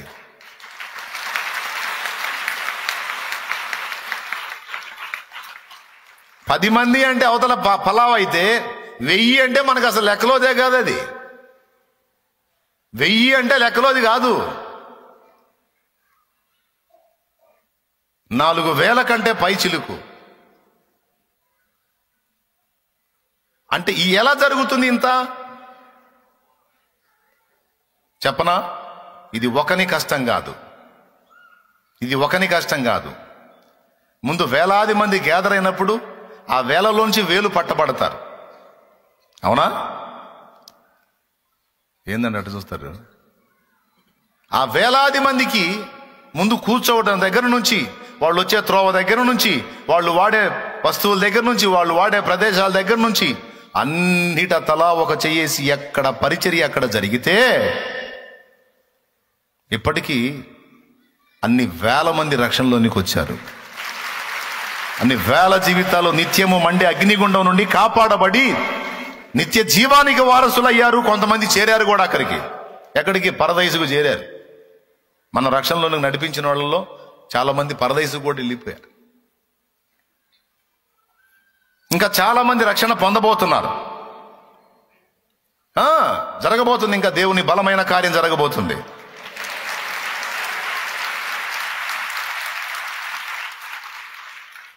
దీనికి తగిన న్యాయం నీకు జరిగిద్ది. అయినా నువ్వేం ఆలోచించావంటే దీనివల్ల నాకేదో ప్రతిఫలం వచ్చిద్ది, నేనేదో పొందుదాం తిందామని మీరు ఆలోచించలా. పైసా డబ్బులు ఆశించలా, నా నుండి కనీసం గుర్తింపు ఆశించలా, పొగడ్తలు ఆశించలా, సన్మానాలు ఆశించలా, సహకారాలు ఆశించలా. ఇంకా చెప్పాలంటే మీ కలిగి ఉన్న దానిలో నుండి, మీరు 6 దినాలు పనిచేసిన దానిలో నుండి కూడా ఆ 10వ భాగమో, ప్రతిష్టార్పణో, ప్రథమ ఫలమో అని ఏదో ఒకటి తీసుకొచ్చి నా చేతికి ఇచ్చారు. కానీ నా దగ్గర నుండి మీరే ప్రతిఫలాన్ని ఆశించాల, నా దగ్గర ఆశించాలా, నా యేసయ్య దగ్గర నుంచి కూడా ఆశించాలా. నా యేసయ్య కూడా ఇట్లా చేస్తే నాకేదో ఇస్తాడని కూడా అనుకోలా. అప్పులు ఒక పక్క వేధిస్తానే ఉన్నాయి, సమస్యలు ఒక పక్క బాధిస్తానే ఉన్నాయి, శరీర బలహీనతలు ఒక పక్క కృంగదీస్తానే ఉన్నాయి, కుటుంబ సమస్యలు ఒక పక్క నలగొడతానే ఉన్నాయి. అయినా పట్టించుకోలా. ఏం దేవా, నేను పరిచర్య చేస్తున్నా కదా, కనీసం నా అప్పులు తీరలేదు ప్రభా అనే ప్రశ్న నువ్వు వేయలే.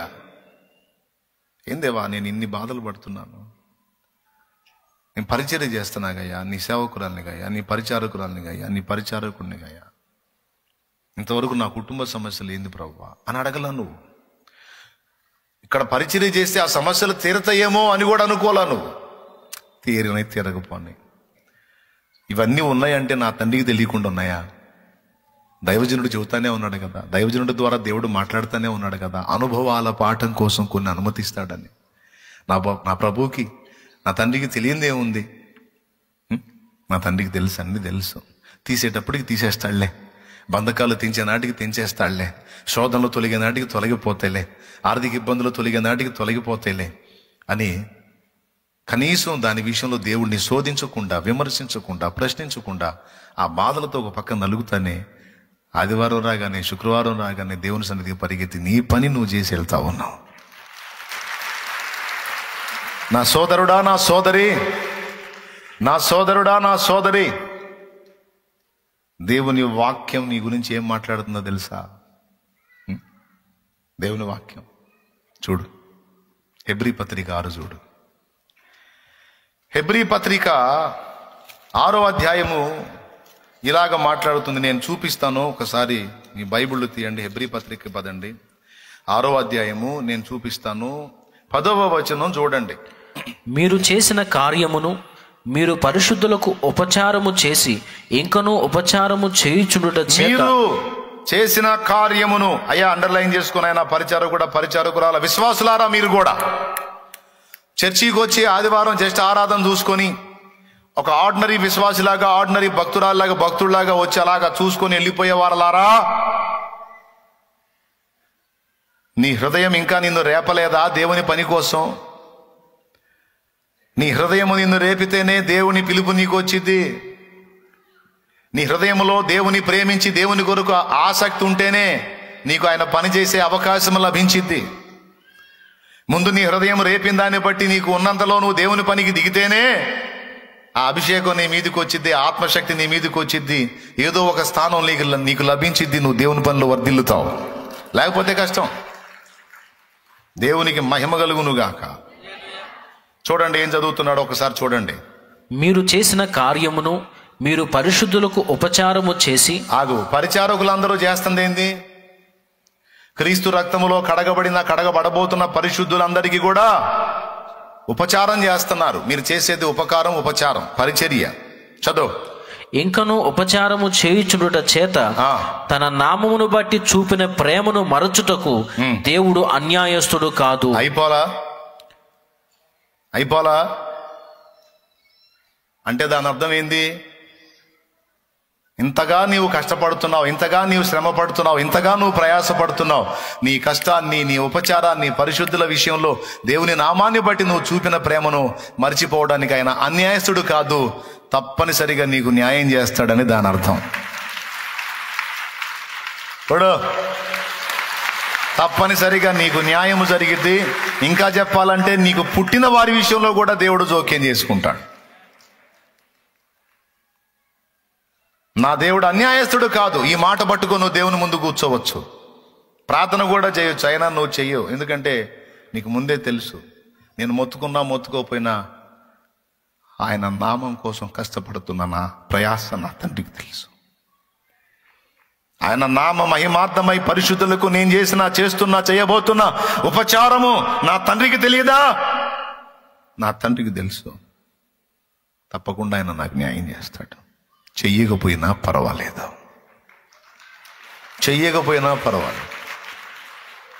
ఈ బాధలు ఇంతకింత అయినా నేను మాత్రం ఆయన పనిని ఆపను, ఆయన సేవను ఆపను, ఆయన చిత్తము నెరవేర్చుట ఆపను. ఇది నాకు గొప్ప భాగ్యము. ఇది నాకు గొప్ప ధన్యత, ఇది నాకు గొప్ప భాగ్యం. ఎందరికో లేదు, పిలిచి నాకు ఇచ్చాడు నా తండ్రి. ఆయన ఇచ్చిన ఈ స్థానాన్ని నేను కోల్పోతే అమ్మో నాకు మళ్ళీ దక్కదు.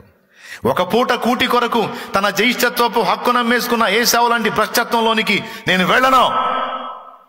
నాకు నా ప్రభువు కావాలి, ఆయన సన్నిధి కావాలి, ఆయన సన్నిధిలో స్థానం కావాలి, ఆయన సన్నిధిని పరిచర్య, సేవ కావాలి, నాకు సేవ.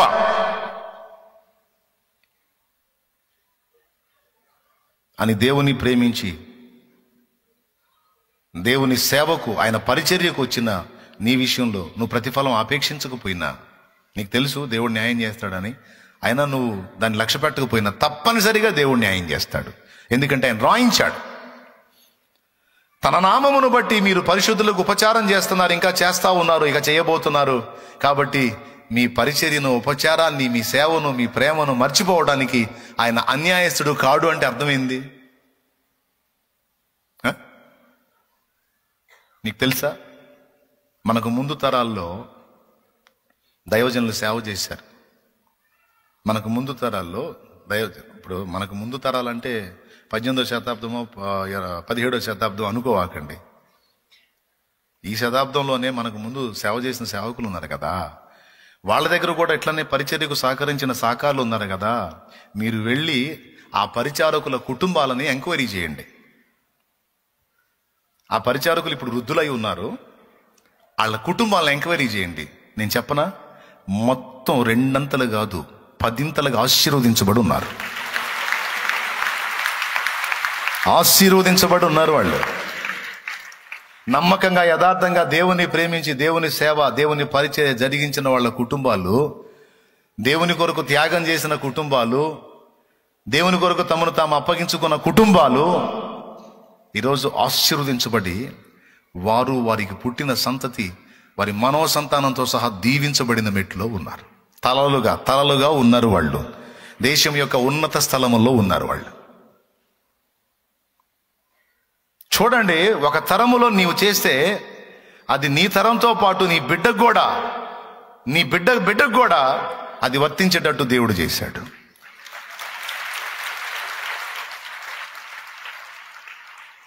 అబ్రహామును బట్టి తన సంతానం అంతటిని ఆశీర్వదించినట్టు, యాకోబును బట్టి తన సంతతి అంతటిని దీవించినట్టు, దావీదును బట్టి తన సంతతిని స్థిరపరిచినట్టు సింహాసనం మీద దేవుడు మనం చేసిన ఉపచారాన్ని మరిచిపోడు. ఇంకా చెప్పాలంటే మనం చేసిన సేవ అంతా కూడా జ్ఞాపకార్థముగా ఆయన యొద్దకు చేరుతుందట. దేవునికి స్తోత్రం కలుగును గాక. ఇంత మాట అన్న తర్వాత ఇంకేం కావాలి దేవుడు? ఇంత మాట రాయించిన తర్వాత అంతేకాదు, ఆ సహకారుల పేర్లు జీవగ్రంథమందు రాయబడి ఉన్నాయి అన్నాడండి. పరిచారకులారా, దేవుని సేవ చేసే దేవుని పాత్రలారా, మీ పేర్లు జీవగ్రంథమందు రాయబడి ఉన్నాయని ఫిలిప్పీ పత్రిక, ఒకసారి మీరు బైబిల్ తీయగలిగితే ఫిలిప్పీ పత్రిక ఒకసారి తీసుకోండి, నేను చూపిస్తాను. ఫిలిప్పీ పత్రిక 4వ అధ్యాయము 3వ వచనం చూడు. అవును, నిజమైన సహకారి ఆ స్త్రీలు క్లెమెంతుతోనూ నా ఇతర సహకారులతోనూ సువార్త పనిలో నాతో కూడా ప్రయాసపడిన వారు గనుక వారికి సహాయము చేయుమని నిన్ను వేడుకొనుచున్నాను. ఆ సహకారుల పేర్లు జీవగ్రంథమందు వ్రాయబడి ఉన్నవి. అబ్బా, దేవునికి స్తోత్రం కలుగును గాక. ప్రియమైన దేవుని పని సహకారులారా, దేవుని పరిచారకులారా, దేవుని కోసం మిమ్మల్ని మీరు అంకితం చేసుకున్న వారలారా, అప్పగించుకున్న వారలారా, నా తండ్రి సేవ చేస్తున్న బిడ్డలారా, మీరు పరిశుద్ధులకు చేసే సేవ సాక్షాత్తు యేసు శరీరమునకు చేస్తున్నారు. మీ పేర్లు జీవగ్రంథమందు రాయబడి ఉన్నవన్నీ దేవుడు వాక్యంలో రాయించాడు. మూడు సంగతులు గుర్తుపెట్టుకోండి. 4వ సంగతి తర్వాత చెప్తాను. మొదటి సంగతి ఏమిటంటే, మీరు చేసే సేవ, మీరు చేసే ఉపచారము, పరిశుద్ధుల కొరకు మీరు పడుతున్న కష్టాలు. రేపు మీటింగ్లో మనం చూస్తే ఈ పురుషోత్తపట్నం ఈ ఎంట్రన్స్ నుంచి రాజాపేట మీటింగ్ గ్రౌండ్ దాకా మొత్తం వరుసగా నిలబడి ఉంటారు ట్రాఫిక్ కంట్రోల్ చేసే బిడ్డలు. పగలు ఎండలో నిలబడతారు, రాత్రి 12-1 గంట దాకా నిలబడతారు. జరుగుతుంది. ఒక సభ కాదు, 2 సభలు జరుగుతున్నాయి వారం వారం భారీగా. శుక్రవారం ఆరాధన కూడా చిన్నది కాదు. ఆదివారం 2 ఆరాధనలు, కనీసం 3 ఘనమైన సభలు జరుగుతున్నాయి ఇక్కడ. దీనికి ఏర్పాట్లన్నీ కష్టపడతా ఉన్నారు, ఆహారం ఉండే దగ్గర నుంచి అన్ని విషయాల్లో. కాబట్టి ఇంతగా దేవుని కోసం ప్రయాసపడుతున్న మిమ్ములను మరచిపోవుటకు, మీ సేవను మరచిపోవుటకు ఆయన అన్యాయస్తుడు కాదు అని రాయించాడు. అంటే తప్పనిసరిగా నీకును, నీ ఇంటి వారికి, నీకు పుట్టిన వారికి, వారికి పుట్టే వారికి కూడా దేవుడు తప్పనిసరిగా న్యాయం చేస్తాను అని మాట్లాడుతున్నాడు. Praise the lord. హల్లెలూయా. నాకు అసలు పిల్లలే లేరు అంటావా? Don't worry. నీకు పుట్టినవారు అంటే సువార్త ద్వారా నువ్వు కన్నవాళ్ళు కూడా ఇంకా అనేకుల్ని కనొచ్చు కదా. అది ఇంకా బెస్ట్ కదా. ఇప్పుడు నీకు భౌతికంగా సంతానం లేకపోవచ్చు, స్పిరిచువల్గా ఆత్మీయంగా నువ్వు కొంతమందిని కనున్నావు. వాళ్ళు ఇంకా అనేకుల్ని కంటారు, వాళ్ళు ఇంకా అనేకుల్ని కంటారు. నీ సంతతి కింద వాళ్ళు వస్తారు రేపు అక్కడ ఆత్మీయంగా. దేవునికి స్తోత్రం చెప్పు, గట్టిగా చెప్పు. 3 సంగతులు చెప్తానన్న. మొట్టమొదటిది, నీవు పడిన ప్రయాస, నువ్వు చేసిన సేవ ఆయన మర్చిపోవడానికి అన్యాయస్తుడు కాదు. తప్పనిసరిగా ఆయన ఆ విషయాన్ని రాసుకుని ఉన్నాడు. మొదటిది. రెండవది, నీ పేరు జీవగ్రంథమందు రాయబడింది, అది స్థిరం అన్నాడు. దేవుని సన్నిధిని పరిచర్య చేసే వాళ్ళ పేరు ఎక్కడ రాయబడిందని చూపించాడు అక్కడ. రైట్. 2. మూడవది, మనం చేసే సేవ మనుషులకు కాదు, క్రీస్తు శరీరమునకు చేస్తున్నాం. ఎవరికి చేస్తున్నాం? జస్ట్ ఇటుపక్క పేజీ తిప్పండి. ఎఫెసీ పత్రిక ఒక్కసారి చూడండి, 5వ అధ్యాయము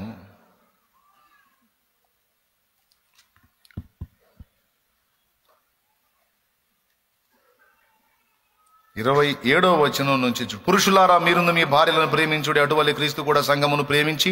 అక్కడ నుంచి కిందికి చదువు. అది కలంకమైనను ముడతైనను అట్టిది మరి ఏదైనను లేక పరిశుద్ధమైనది గాను నిర్దోషమైనది గాను మహిమగల సంఘము గాను ఆయన తన ఎదుట దాన్ని నిలువబెట్టుకొనవలెనని వాక్యముతో ఉదక స్నానము చేత దాన్ని పవిత్రపరచి పరిశుద్ధపరచుటకై దాని కొరకు తన్ను తాను అప్పగించుకొనెను. దేవునికి స్తోత్రం కలుగునుగాక. ఏమండి,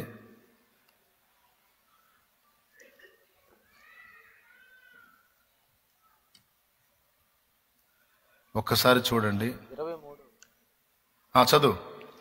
23వ వచనం. క్రీస్తు సంఘమునకు శిరస్సయ్యున్న లాగున. రైట్, అదోకే.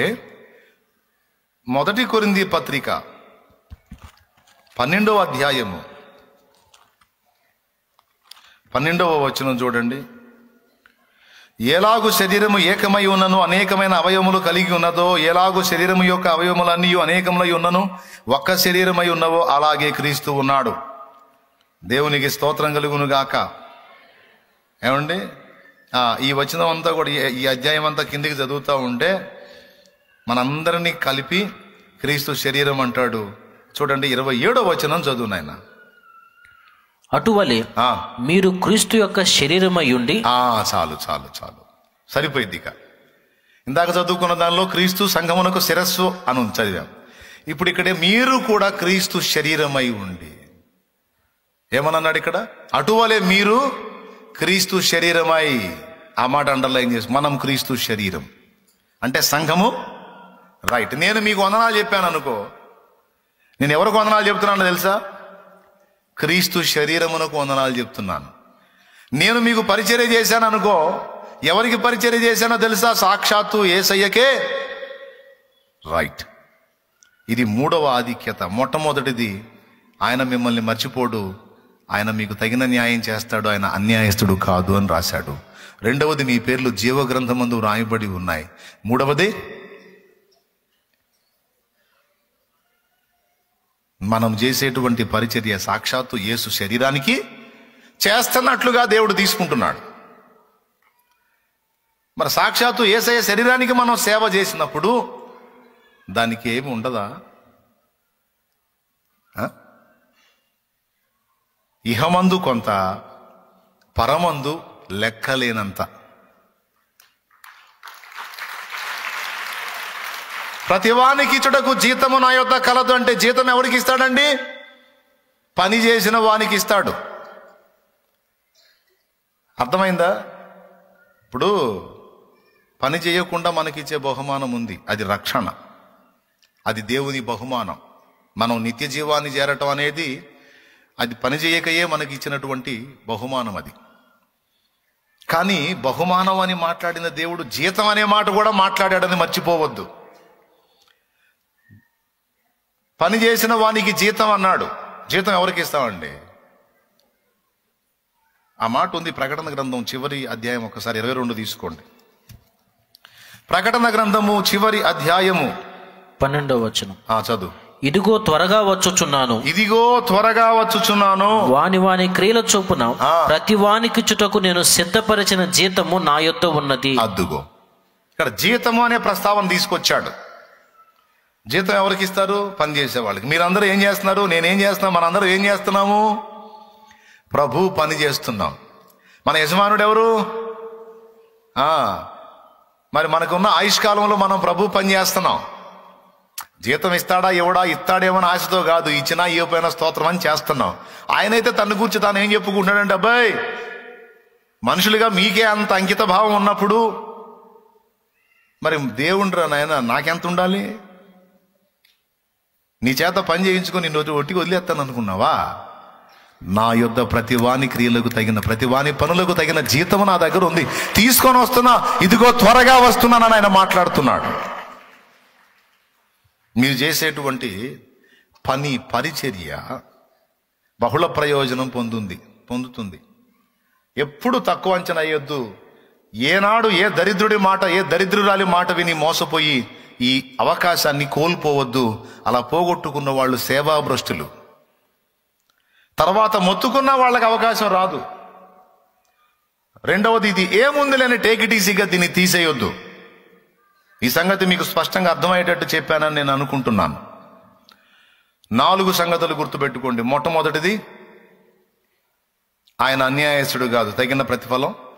రెండవది, జీవగ్రంథంలో నీ పేరు. మూడవది, సాక్షాత్తు యేసు శరీరమునకే సేవ చేస్తున్నావు గనుక ఆయన నీకు జీతమును సిద్ధపరిచాడు. ఈ జీతంతో పాటు అదనపు బహుమానాలు ఉంటాయి. అది 4వది. మీకు తెలుసా, కష్టపడ్డాడనుకో, మన దగ్గర ఎవరైనా నమ్మకంగా కష్టపడ్డారనుకో, వాళ్ళకి ఇచ్చే కూలితో పాటు, జీతంతో పాటు కొంతమంది యజమానులు, ప్రేమగల యజమానులు ఏం చేస్తారో తెలుసా? మామూలుగా నెల మొత్తం చేశాడు, ఓ 10,000 ఇచ్చారనుకో, బాగా ఇష్టమైందనుకో, నమ్మకంగా పనిచేశాడు, యజమాని కూడా కాస్త కలిగి ఉన్నాడు, సంతోషం కలిగిందనుకో, ఇంకో 2,000 తీసి చేతిలో పెడతాడు. ఎందుకండి, నా కూలి ఇచ్చారు కదండి, ఇంకెందుకండి అంటే, తీసుకోవా, నా సంతోషం కోసం ఇస్తున్నాను, ఏంది ఈ కూడా అయింది, తీసుకో. ఎందుకులేయా, పర్లేదులే తీసుకో, ఈ మాటని ఇంకా సంతోష పెట్టాను, ఇవి కూడా తీసుకో. భూమి మీద మనుషుల్లోనే కొంతమంది ఇలా ఉంటారు. ఉంటారా, ఉండరా? ఎంతమంది ఒప్పుకుంటారు? మనుషులే ఇలా ఉన్నప్పుడు నా తండ్రి అన్యాయస్తుడా?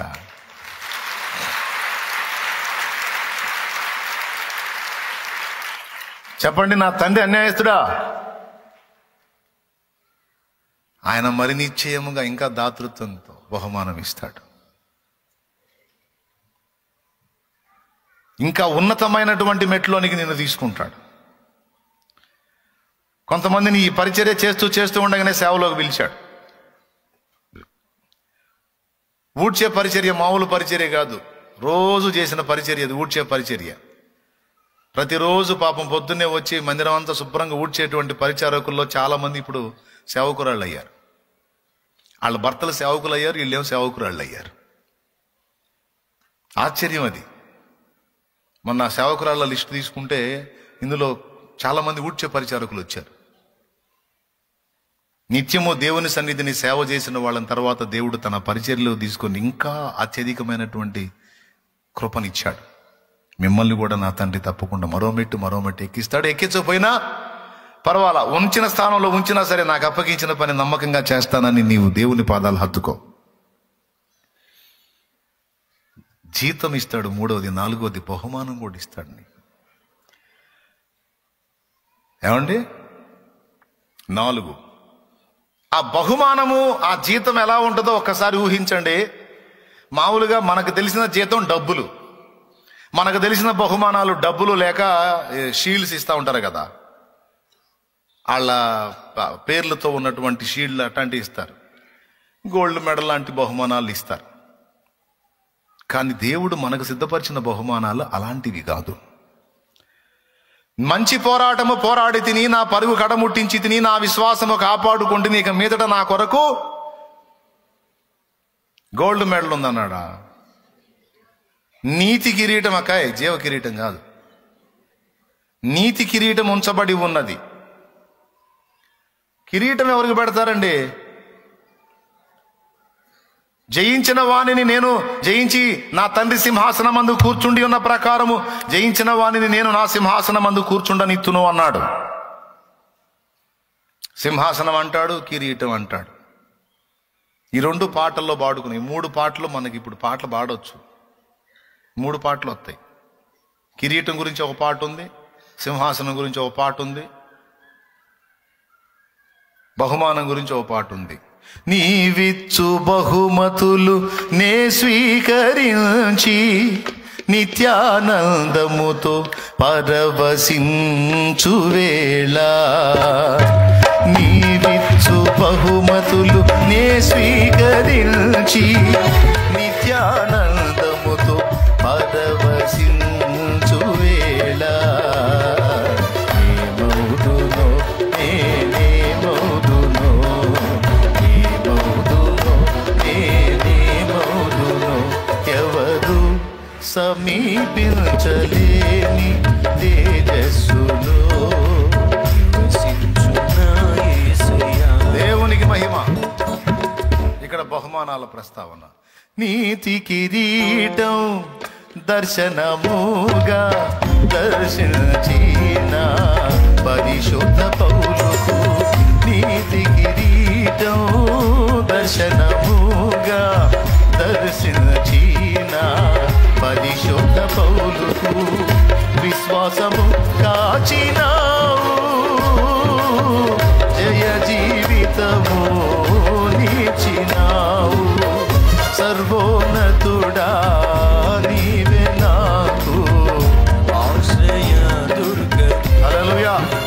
ఇక్కడ కిరీటం, ముందు పాటలో బహుమానం, ఈ పాటలో కిరీటం. 3వ పాట. నీ వారసత్వముకై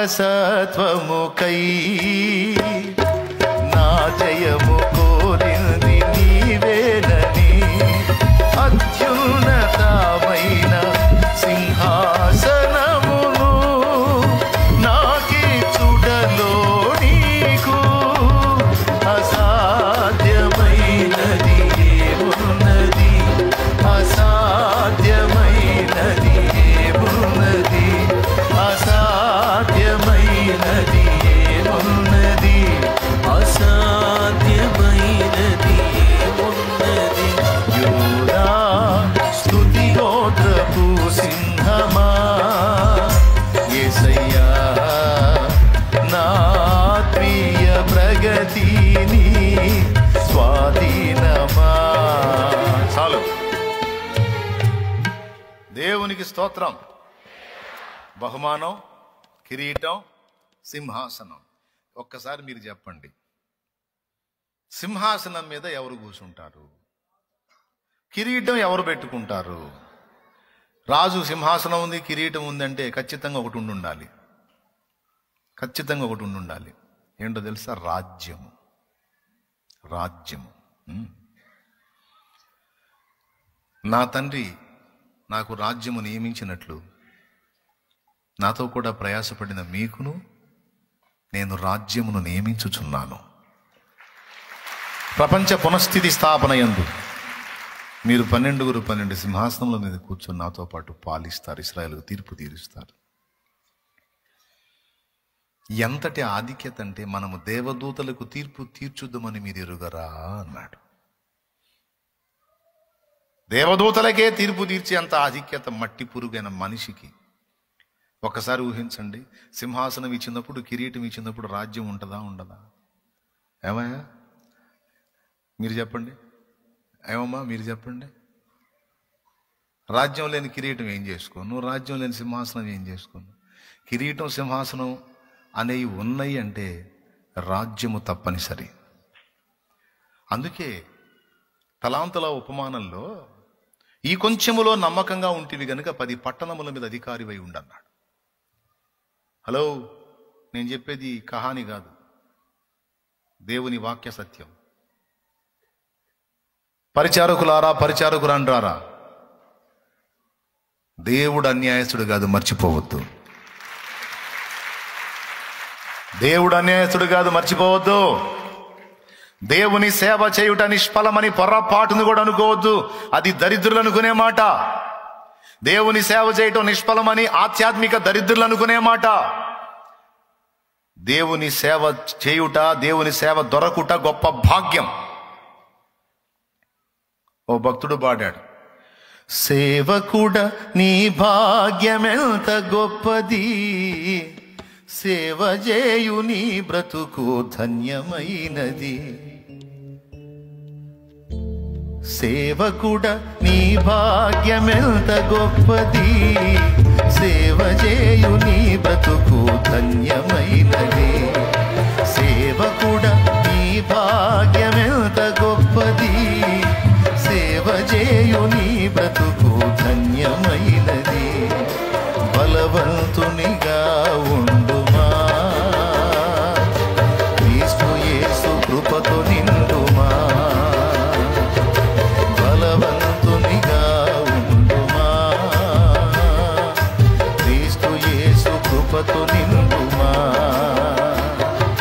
సేవకుడ నీ భాగ్యమెంత గొప్పది, సేవ చేయు నీ బ్రతుకు ధన్యమైనది. స్తోత్రం.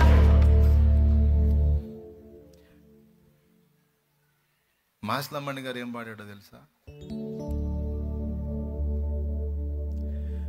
దేవదూతలకును లేని దైవజనుని సేవా, దేవదూతలకును లేని దైవజనుని సేవా. దైవ సేవ ఎంత ఉన్నతమైంది. దైవజనుడు అంటే నువ్వు అవుతావు కానీ మేము అవుతాం ఏంది అనొద్దు. నీవు దేవుని జనురాలివే, నువ్వు దేవుని జనుడవే. పరిచారకుడా, పరిచారకురాలా, దేవుని ఆత్మ నీ మీద కూడా పనిచేసింది, దేవుని శక్తి నీ మీద కూడా పనిచేసింది. కాబట్టి నాట నుండి నేటి వరకు ఆ పరిచర్యలో నువ్వు నిలిచి ఉన్నావు, లేకపోతే అసంభవం.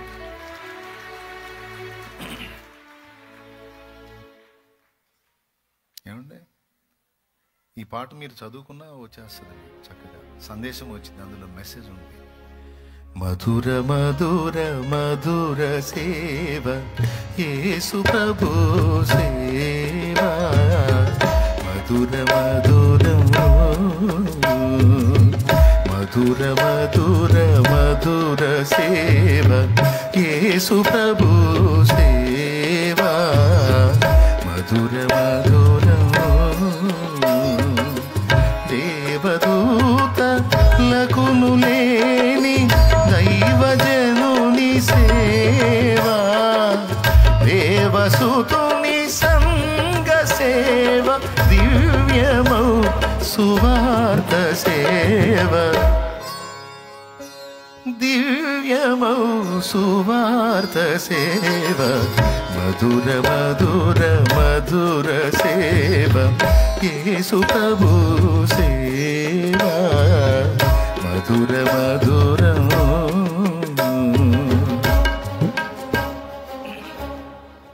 ఏమండే, 4 సంగతులు చెప్పాను. మొదటిది ఏముంది?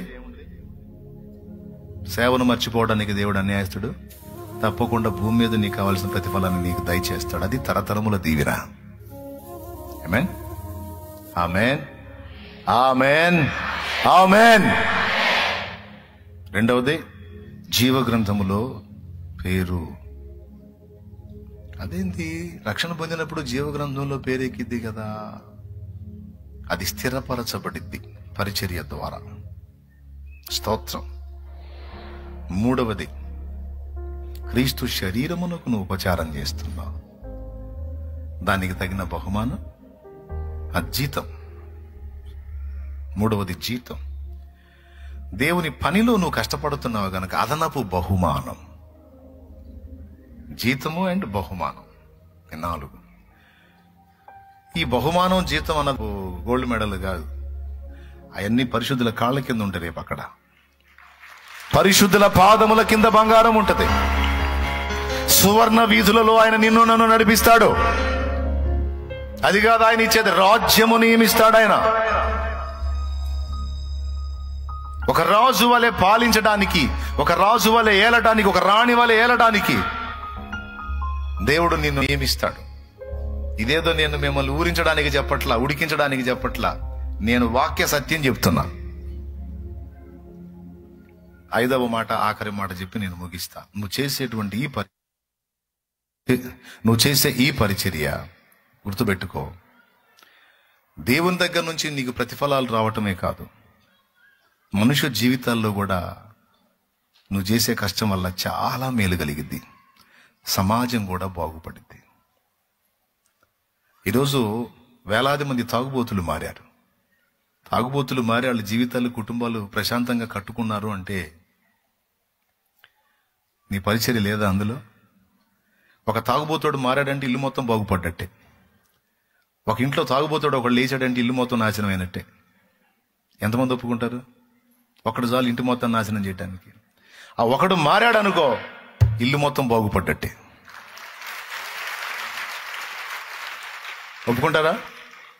ఆ ఇంటితో పాటు ఆ సమాజం, ఆ బజారు కూడా బాగుపడ్డట్టే. ఎందుకంటే ఈడు ఒక ఇంటితో వదిలిపెట్టడు, కాస్త దాగి ఒక ఇంటితో వదిలిపెట్టు, బజారు మొత్తం గందరగోళం చేస్తాడు. ఎవరికి నిద్ర ఉండదు, ప్రశాంతత ఉండదు. ఒక తాగుబోతుడు మారితే ఆ బజారు కూడా బాగుపడేది. ఎందుకు చెబుతున్నానంటే వీడి మార్పును చూసి మిగతా తాగుబోతులు కూడా మారుతారు.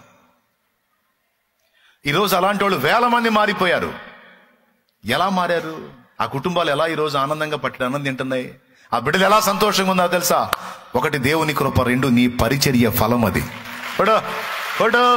నీ కష్టం, నీ త్యాగం, నీ ప్రయాస. నువ్వు కష్టపడి ఇంత ఏర్పాటు చేస్తే అతడు వచ్చి కూర్చొని దేవుని వాక్యం వింటే, అక్కడ నా కష్టం, నేను చేసే కష్టం ఫలించి ఆ హృదయంలో ఆ వాక్యం పోయి అటు మారితే ఆ జీవితాలు, ఆ కుటుంబాలు, ఆ సమాజాలు ఎంత బాగుపడుతున్నాయి. ఒక తాగుబోతుడు మారితే యాక్సిడెంట్లు ఆగిపోయినాయి. ఒక తాగుబోతుడు మారితే ఆత్మహత్యలు ఆగిపోయినాయి. ఒక తాగుబోతుడు మారితే హత్యలు ఆగిపోయినాయి.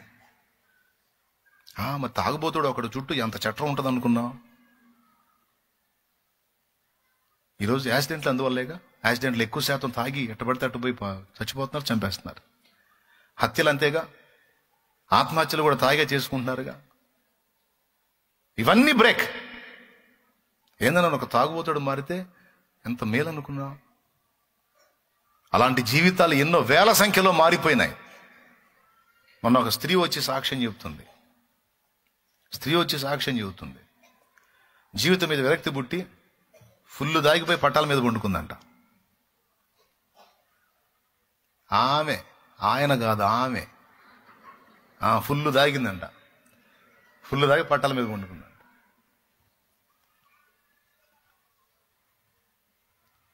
పక్కన సెల్ ఫోన్ పెట్టుకుంది. మెసేజ్ వచ్చినప్పుడు సౌండ్ వచ్చిందిగా, నోటిఫికేషన్ వచ్చినప్పుడు ఆ సౌండ్ని ఆన్ చేసిందంట. అప్పుడు మాట్లాడుతున్నాడు ఒకడు, నీకోసం చచ్చిపోయిన వాడు ఒకడు ఉండగా నువ్వెందుకు చావాలనుకుంటున్నావు, పనికి మాలిందానా అని. అప్పుడు లేచి పక్కకు వచ్చిందంట.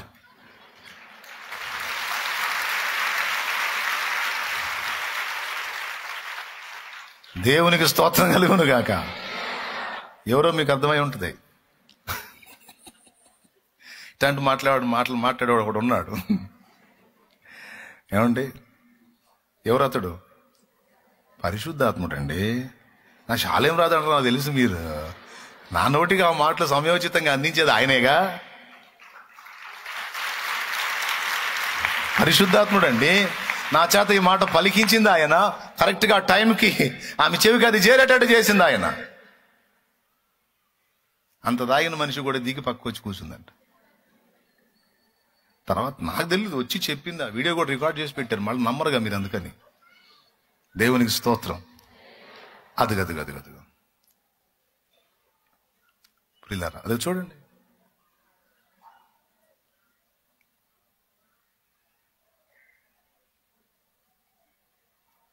చాలాసేపు చెప్పింది, అందుకని ఈసారి ఎప్పుడన్నా స్పెషల్గా వేద్దాంలే. దేవునికి మహిమ కలుగును గాక. హల్లెలూయా. మరి తాగేవాళ్ళు పురుషులే కదా, స్త్రీలు కూడా ఉన్నారు. మనం చేసే సేవ ఎన్ని జీవితాలను గడుతుంది తెలుసా? ఎన్ని కుటుంబాలను గడుతుంది, ఎన్ని హత్యలను ఆపుతుంది, ఎన్ని ఆత్మహత్యలను ఆపుతుందో, ఎన్ని కుటుంబాల్లో రక్త కన్నీళ్ళని మాన్పిస్తుందో తెలుసా? దైవ సేవ అంటే అంత విలువైంది, సమాజానికి అంత మేలుకరమైంది, దేశానికి అంత క్షేమకరమైంది. అల్లాటప్ప అనుకున్నావా దేవుని సేవ అంటే? ఏ ఒక్కడు కూడా, ఎవ్వరు చేసే పని, ఏ ఒక్క పని కూడా ఆగటానికి లేదు. ఎవరి బాధ్యత వాళ్ళు నెరవేర్చు. అందరం కష్టపడితేనే అంత సేవ, అన్ని జీవితాల్లో వెలుగు. ఈరోజు ఇక్కడ కూర్చున్న వాళ్ళు చేతులు ఎత్తుండాయా? తాగుబోతులు ఎవరన్నా మారుంటే, అన్నా నేను మంచి తాగుబోతున్నా, ఇప్పుడు తాగుండి వదిలేస్తే ఇట్లా కదిలించండి చేతులు. అదిగో మహారాజులు కుటుంబాలను ఎంత ఏది ఇచ్చారో. ఇప్పుడు మారి చూడు, చక్కగా దేవుని సన్నిధిలో కూర్చొని హల్లెలూయా స్తోత్రం అంటున్నారు. వాళ్ళ కుటుంబాలు పట్టడి అన్నం తింటున్నాయి, వాళ్ళ బిడ్డ పాపలు బాగున్నారు, వాళ్ళ కష్టార్జితం వాళ్ళ పిల్లలకే చెందుతుంది. ఇప్పుడు స్థలం కొనుక్కుంటున్నారు, ఇల్లు కట్టుకుంటున్నారు, పావుల బిడ్డ ఆర్థికంగా నిలదొక్కుంటున్నారు, 10 మందికి ఇచ్చే స్థితిలో ఉన్నారు ఈరోజు. ఇలాగ ఎన్ని కుటుంబాలు కట్టబడతాయో తెలుసా నీకు మనం చేసే సేవ? నువ్వు అనుకుంటా నేను ఈ అంట్లు తోమితే ఆత్మ రక్షించబడతాయని. మరి తినేవాడు ఏం తింటాడు? ముందు రక్షణ పొందాలంటే వాడు రావాలి, వచ్చినోడు తినాలి. తినడానికి ముందు కాస్త వాక్యం వినాలి, వాక్యం విన్న తర్వాత ఆకలి అయింది, కాస్త తినాలి. మరి నువ్వు పాత్ర గడకపోతే ఎందులో వండాలి? ప్లేట్ గడకపోతే ఎందులో పెట్టాలి? ఆ గంట గడకపోతే దేని పెట్టి వడ్డించాలి? కాబట్టి ఏ కోణంలో చూసినా ఏదో ఒక కోణంలో నీ పార్ట్ అనేది అందులో ఖచ్చితంగా ఉంటుంది. ప్రతి వ్యక్తి సేవ చేసే ప్రతి వ్యక్తి ఎవ్వరు వేస్ట్ లేదో. దేవునికి స్తోత్రం. ఎన్ని వచ్చినాయి ఇప్పుడు? 5 వచ్చినాయి. 6వది కూడా చెప్తా, ఈ పనిలో పని. 6వది ఏంటో తెలుసా? ఈలాగున మీరు ఉపచారము చేయటం ద్వారా నన్ను ఆదుకుంటున్నారు.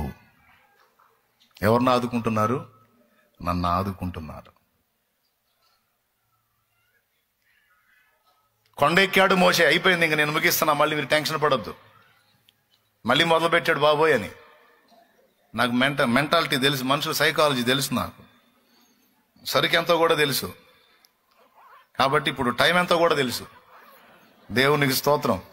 హల్లెలూయా. కాబట్టి మిమ్మల్ని ఇబ్బంది పెట్టను. నిర్గమాకాండం 17వ అధ్యాయం 8వ వచనం జస్ట్ ఇంటికి వెళ్ళి చదువుకుందు కానీ రాసుకో, రిఫరెన్స్ గుర్తంతే. అమాలేకీయులు ఇశ్రాయేలు మీద యుద్ధానికి వచ్చినప్పుడు యెహోషువతో చెప్పాడు, యెహోషువ మన కొరకు మనుషులను సమకూర్చుకొని నువ్వు అమాలేకీయులతో యుద్ధం చేయము, నేను దేవుని కర్ర చేత పట్టుకొని కొండెక్కుతాను అని చెప్పి మోషే చెప్పి వెళ్ళి కొండెక్కాడు. మోషే ఆ చేతి కర్రను తీసుకొని అలా 2 చేతులతో ఎత్తి పట్టుకున్నాడు. మోషే చేతులు ఎత్తి పట్టుకున్నప్పుడు ఇశ్రాయేలు గెలిచారు. చేతులు బరువెక్కి, చూడండి 11వ వచనం, మోషే తన చెయ్యి పైకెత్తినప్పుడు ఇశ్రాయేలీయులు గెలిచిరి, మోషే తన చెయ్యి దింపినప్పుడు అమాలేకీయులు గెలిచిరి. అంటే చేతులు పైకెత్తినప్పుడేమో ఇశ్రాయేలీయులు గెలిచారు, ఆ చెయ్యి బరువెక్కి దించినప్పుడేమో అమాలేకీయులు శత్రువులు గెలిచారు. అందుకని పాపం గోడలు లాగుతున్నా, ఇబ్బంది అవుతున్నా, అట్టనే తన ప్రజలు గెలవాలని అలాగునే ఉంచితే హూరు అహరోను అని ఇద్దరికి అర్థమైంది ఆయన ఎంత బాధపడుతున్నాడో. అరే రే రే అని చెప్పి వాళ్ళు ఏం చేస్తారో తెలుసా? ఒక రాయి తీసుకొచ్చి రాయేసి ఆ రాయి మీద మోషేని కూర్చోబెట్టి నువ్వు చేతులెత్తు అని మోషే చేతులు ఎత్తితే హూరు ఒక పక్కన, అహరోను ఒక పక్కన మోషే చేతులను ఆదుకొనగా ఇలా చెయ్యుంటే ఈ చేతికి ఇలా సపోర్ట్ చేశారు. అప్పుడు ఇక ఆయన చేతులు అలానే ఉన్నాయి, బరువెక్కినప్పుడు అలాగ వాలుస్తున్నాడు. అదిగో వాళ్ళు పట్టుకున్నారు ఆ చేతుల్ని. సూర్యుడు అస్తమించే వరకు మోషే చేతులు అలానే ఉన్నాయి. ఇశ్రాయేలు విజయంతో బయటకు వచ్చారు. దేవునికి స్తోత్రం కలుగును గాక. నా బిడ్డలారా ఆ ఫోటో ఒక్కసారి చూడండి. నా ప్రియమైన బిడ్డలారా ఆ ఫోటో ఒక్కసారి చూడండి. ఆ ఫోటో ఒక్కసారి. నా చేతులను మీరు అలా ఆదుకుంటున్నారు.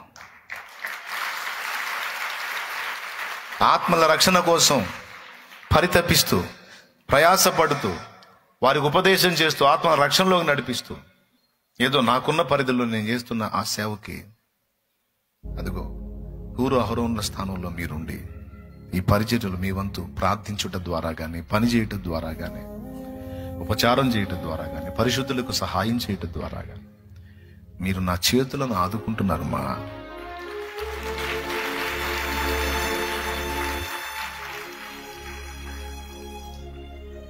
ఏం చేస్తున్నారు తెలుసా? నా చేతులను ఆదుకుంటున్నారయ్యా. పోగొట్టుకోవచ్చా ఆ పనిని? అన్న చేతులను ఆదుకునే పని పోగొట్టుకోవచ్చా? ప్రాణమైనా వదలొచ్చు, కానీ అన్న చేతులను ఆదుకునే పని పోగొట్టుకోకూడదు.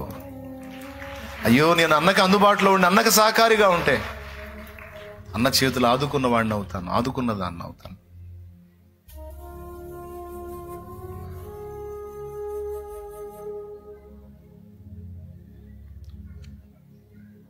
ఒకవేళ ఆదుకునే వాళ్ళు లేకపోతే మోషే చేతులు నిలిచే కాదు, నిలవకపోతే ఇశ్రాయేలు గెలిచేవాళ్ళు కాదు. ఇప్పుడు చెప్పండి, ఇశ్రాయేలు గెలుపు, మోషే చేతుల నిలుపు, ఆ నిలుపు వీళ్ళిద్దరి సపోర్ట్తో సాధ్యమే. చూడండి, ఇప్పుడు ఇశ్రాయేలు గెలుపుకి ఎవరు కారణమయ్యారు? మోషే అని మనం అనుకుంటాం. హూరు అహరోను లేకపోతే మోషే చేతులు నిలిచేయా? నిలవకపోతే వాళ్ళు గెలిచేవాళ్ళ? ప్రార్థించేవారలారా, నాతో పాటు మీరు ప్రార్థించినప్పుడు నా చేతులను ఆదుకుంటున్నారు. పరిచర్య చేసేవారలారా, నాతో పాటు దేవుని పని, మీ పరిచర్య మీరు చేస్తే, వాక్యం ప్రకటించే పరిచర్య నేను చేస్తే, వాక్య పరిచర్య, అనేక ఆత్మల రక్షణలోకి వస్తే, అనేక జీవితాలు బాగుపడితే, అనేక కుటుంబాలు కట్టబడితే ఆ ఆశీర్వాదం మనకు కాదా? గుర్తుపెట్టుకోండి, నేను చేసే ఈ పని అన్నను ఆదుకుంటుంది, అన్నను ఇబ్బంది పెట్టదు. బాత్రూంలో కడిగేవాళ్ళు లేకపోతే నేను కడుక్కోవాలి, పోయి ఎవరు కడుగుతారు మరి? ఒకసారి ఊహించండి. అంటే ఎవరి పని వాళ్ళు చేస్తూ ఉంటే ఈ చేతులు అలా నిలిచున్నాయి. ప్రియులారా,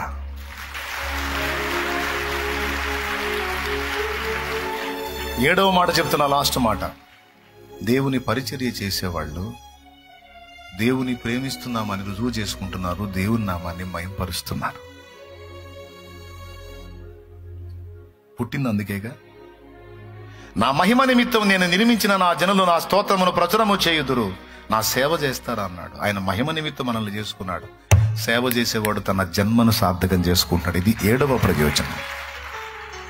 సేవ చేసే స్త్రీ, సేవ చేసే పురుషుడు, సేవకు అంకితం అయిపోయిన జీవితాలు తమ జన్మను సార్థకం చేసుకుంటున్నాయి, తమ జీవితాన్ని సార్థకం చేసుకుంటున్నాయి.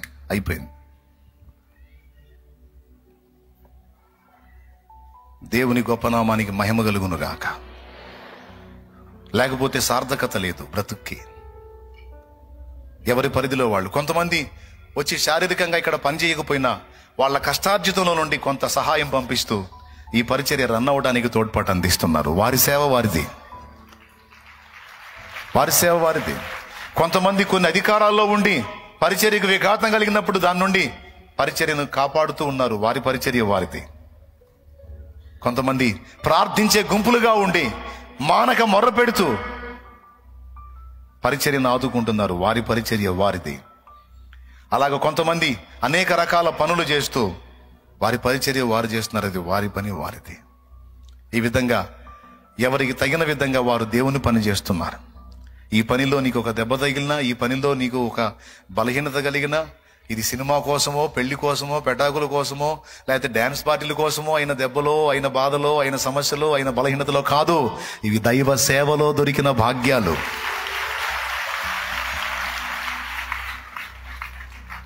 కూరగాయలు కోసేటప్పుడు నీకు చేయదగిందనుకో, అది దేవుని సేవలో భాగం. దేవునికి స్తోత్రం. మామూలుగా పిచ్చి పనులు చేసినప్పుడు చాలాసార్లు చేతులు కోసుకున్నాం, కానీ ఇది దేవుని సేవలో తెగింది, దీనికి ప్రతిఫలం ఉంటుంది. ఏమండి, పోతా ఉన్నావు, పరిచయం లేదో మోసుకుంటా, కాలు జారింది, పడ్డావు, మోకాలకు దెబ్బ తగిలింది, ఇది దేవుని కొరకైన దెబ్బ, ఇది దేవుని కొరకైన గాయం. బలహీనత వచ్చిందా? సేవలో చేసి చేసి బలహీనత వచ్చిందా? అది దేవుని కొరకు వచ్చిన బలహీనత, దేవుని పనిలో వచ్చిన బలహీనత. ఆ గాయములన్నీ ఆయనే కడతాడు, ఆయనే స్వస్థపరుస్తాడు, ఆయనే నిలబెడతాడు, మళ్ళా వాడుకుంటాడు, అండ్ దానికి తగిన జీతాన్ని కూడా సిద్ధపరుస్తాడు. గనుక బహుళ ప్రయోజనం కలిగిన దైవ సేవని పోగొట్టుకోవద్దు. అది పోగొట్టుకున్నోళ్ళు భ్రష్టులు. ఎన్నడూ దాన్ని లాస్ చేసుకోవద్దు. పద్దాకల దేవుడు దేవుడు దేవుడు అంటే ఏమొచ్చింది అనేటువంటి సైతాను సంబంధులు నిన్ను శోధించే అవకాశం ఉంది. వారి మాటలు లక్ష్య పెట్టొద్దు. దైవ సేవ నా గొప్ప భాగ్యం అని ఎంచుకో. ఇంకా ఈ విశ్వాసులైన వాళ్ళు, పరిచారకులే కదా ఇక్కడ విశ్వాసులు కూడా కూర్చున్నారు, అందరికీ చెప్తున్నాను, ఇంతవరకు దేవుని పనిలో నీవు పాలిభాగస్తుడు కాకపోతే కనీసం ఇక నుంచైనా దేవుని సేవలో నేను కూడా వాడబడాలి అన్న తీర్మానానికి రా. మీకు తెలుసా, కొంతమంది అలాగే జీవితాలని పణంగా పెట్టి సమర్పించేసుకున్న వాళ్ళు కూడా ఉన్నారు. నేను పూర్తిగా దేవుని సేవకే నేను అంకితం చేసుకుంటాను, నాకు ప్రభు చాలు, ఆయన సేవ చాలు అని ఆత్మల రక్షణ కోసం దేవుని సేవ నిమిత్తం, పరిచర్య నిమిత్తం సమస్తం వదిలిపెట్టి అన్నిటిని విసర్జించి పూర్తిగా ఆ జీవితాలని దేవుని సేవకు అంకితం చేసుకుని తమను తాము సజీవ యాగంగా అర్పించుకున్న వాళ్ళు ఉన్నారు. పరలోక రాజ్యము నిమిత్తము తమను తాము నపుంసకులుగా చేసుకున్న నపుంసకులు గలరు. హల్లెలూయా. బానిసల్లాగా, కట్టు బానిసల్లాగా, దాసుల్లాగా తమను తాము అప్పగించుకున్నటువంటి యోధులు లేకపోలేదు. నీకు ఏ పరిధిలో అవకాశం ఉందో, ఏ పరిధిలో అనుకూలత ఉందో ఆ పరిధిలో దైవ సేవ చేయడానికి ముందుకురా. దేవుని కొరకు అంకితం అవడానికి ముందుకురా. ఇప్పటికే చేస్తా ఉన్న వాళ్ళు మీరు పొందినటువంటి పరిచర్య దేవదూతలకు కూడా దక్కలేదని మర్చిపోవద్దు. దేవదూతకు ఛాన్స్ ఇస్తే నువ్వు చేసే పనులన్నీ ఒక్కడే చేసేస్తాడు, కానీ దేవదూతలకు ఆ ఛాన్స్ ఇవ్వలా, అది నీకు నాకు ఇచ్చాడు. రేపు గురువారం నుంచి గురు, శుక్ర, శని, ఆది ఈ 4 రోజులు గంభీరమైన పనిలోనికి మనం దిగబోతున్నాం. ఇక్కడ అన్నిటికంటే ముఖ్యంగా మనకి ప్రార్థన, దాంతోపాటు ఐక్యత కావాలి.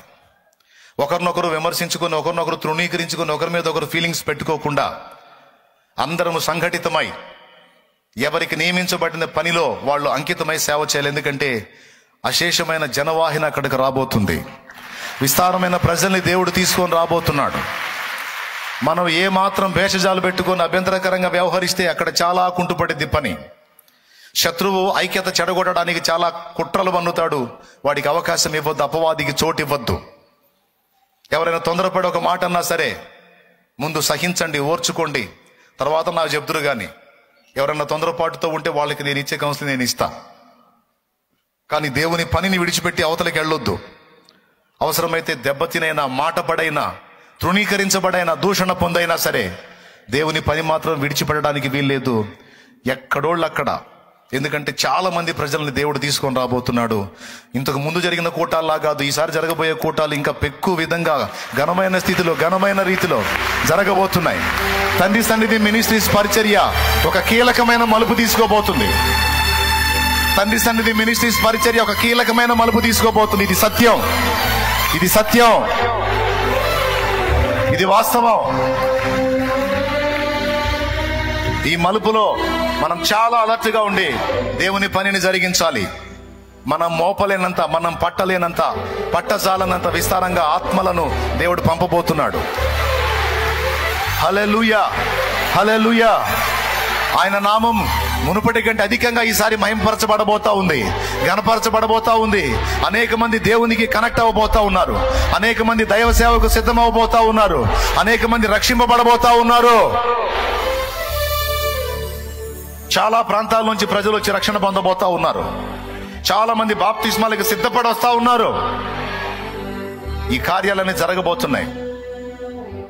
కాబట్టి చాలా మెళకువగా ఉండి మీకు కేటాయించబడినటువంటి స్థానాల్లో, కేటాయించబడిన పనుల్లో నమ్మకంగా ప్రయాసపడండి. మనం ఈరోజు ఎలాగైతే ఇలా కూడుకొని ఈ విషయాలు, ఈ హెచ్చరికలు, ఈ సంతోషకరమైన సంగతులు మనం మాట్లాడుకున్నామో, కూటాలు అయిపోయిన తర్వాత కూడా మళ్ళా మనమందరం ప్రేమ విందులో కూర్చోవాలి. ఇలాగా ప్రభు మహిమార్థమై జరిగించేటువంటి కూటంలో, విజయోత్సవంలో, జయోత్సవంలో మళ్ళా మనందరం కూర్చోవాలి. ఇలాగ పరిచారకులారా కూర్చొని పండగ చేసుకోవాలి. ఆమేన్ అనలేదు అన్నారా? ఆమేన్, ఆమేన్. అది అబ్రహాము క్రొవ్విన వాటిలో కొన్నిటిని వధించి దేవునికి ఆహారం పెట్టినట్టు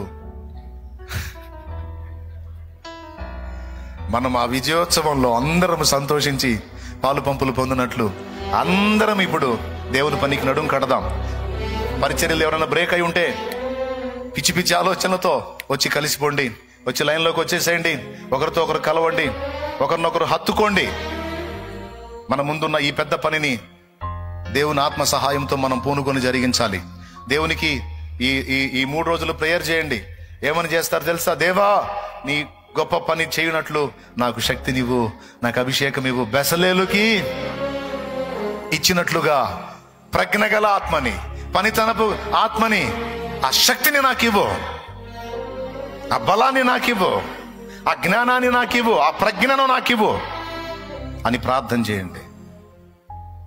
ఆ 4 దినాలు కూడా అక్కడ ఎలాంటి ప్రతికూలత ఏర్పడకుండా, నీళ్ల దగ్గర నుంచి, ఆహారం దగ్గర నుంచి అన్ని క్షేమంగా ఉండేటట్టు, అగ్ని ప్రమాదాలు జరగకుండా, విద్యుత్ షార్ట్ సర్క్యూట్స్ కాకుండా, మార్గాల్లో ప్రమాదాలు జరగకుండా అన్నిటి కోసం ప్రార్థన చేయండి. ఆఖరికి పారిశుద్ధ్య విషయాల్లో కూడా నీట్గా ఉండేటట్టు ప్రతి విషయంలో నడుం కట్టండి. ఇంకా కొన్ని చోట్ల అక్కడక్కడ ముళ్ళు ఉన్నాయి. నిన్న నేను చూపించాను అజయ్కి.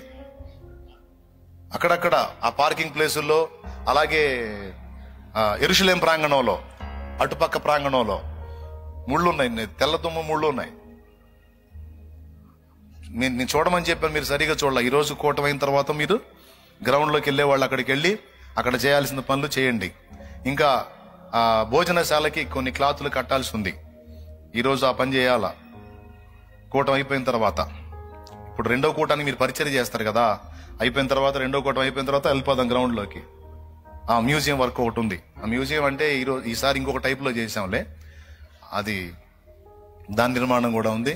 కాబట్టి మళ్ళీ ఒక్కసారి గ్రౌండ్ మొత్తం తిరిగి, ఈరోజు నేను స్పెషల్గా చెప్తున్నాను, అది నీ బాధ్యత. మనల్ని నమ్మి జనం వస్తారు పాపం. అన్నోళ్ళు శుభ్రం చేస్తుంటారు, అక్కోళ్ళు శుభ్రం చేస్తుంటారు, ఇక్కడ ఏం ఉండదు లేని అమాయకంగా తిరుగుతూ ఉంటారు. ఒక్క ముళ్ళు గుచ్చుకున్నా మనకి ఇబ్బంది. వచ్చేది దేవుని సంఘం, దేవుని శరీరం. హల్లెలూయా. దేశం నలుదిక్కుల నుండి, దేశం యొక్క నలుదిక్కుల నుండి, ఇంకా కొంతమంది ఇతర దేశాల నుంచి కూడా ఈ కూటాలకు రావడానికి సిద్ధమై ఉన్నారు. ఆ విషయం కూడా నా దృష్టిలో ఉంది. కాబట్టి అనేక ప్రాంతాల నుంచి అశేష జనవాహిని వస్తారు గనక వాళ్ళు సంచరిస్తారు, మనం నీట్గా ఉంచామని అమాయకంగా. కాబట్టి శుభ్రం చేసుకోవాలి మనం అక్కడ. ఈసారికే ఆ ల్యాండ్, మీదటికి అది చాలదు. ఈసారికే అది సరిపోని పరిస్థితి ఉంటుంది. తప్పదు, ఇరుకో బరుకో తప్పదు. ఈసారికి దేవుడు మళ్ళా స్థలాన్ని విస్తరింపజేయాలి. ఆమేన్, ఆమేన్. ఆ దృష్టిలో పెట్టుకొని ప్రేయర్ చేయండి, సిద్ధపడండి. ఒక్కసారి పైకి లేచి నిలబడండి.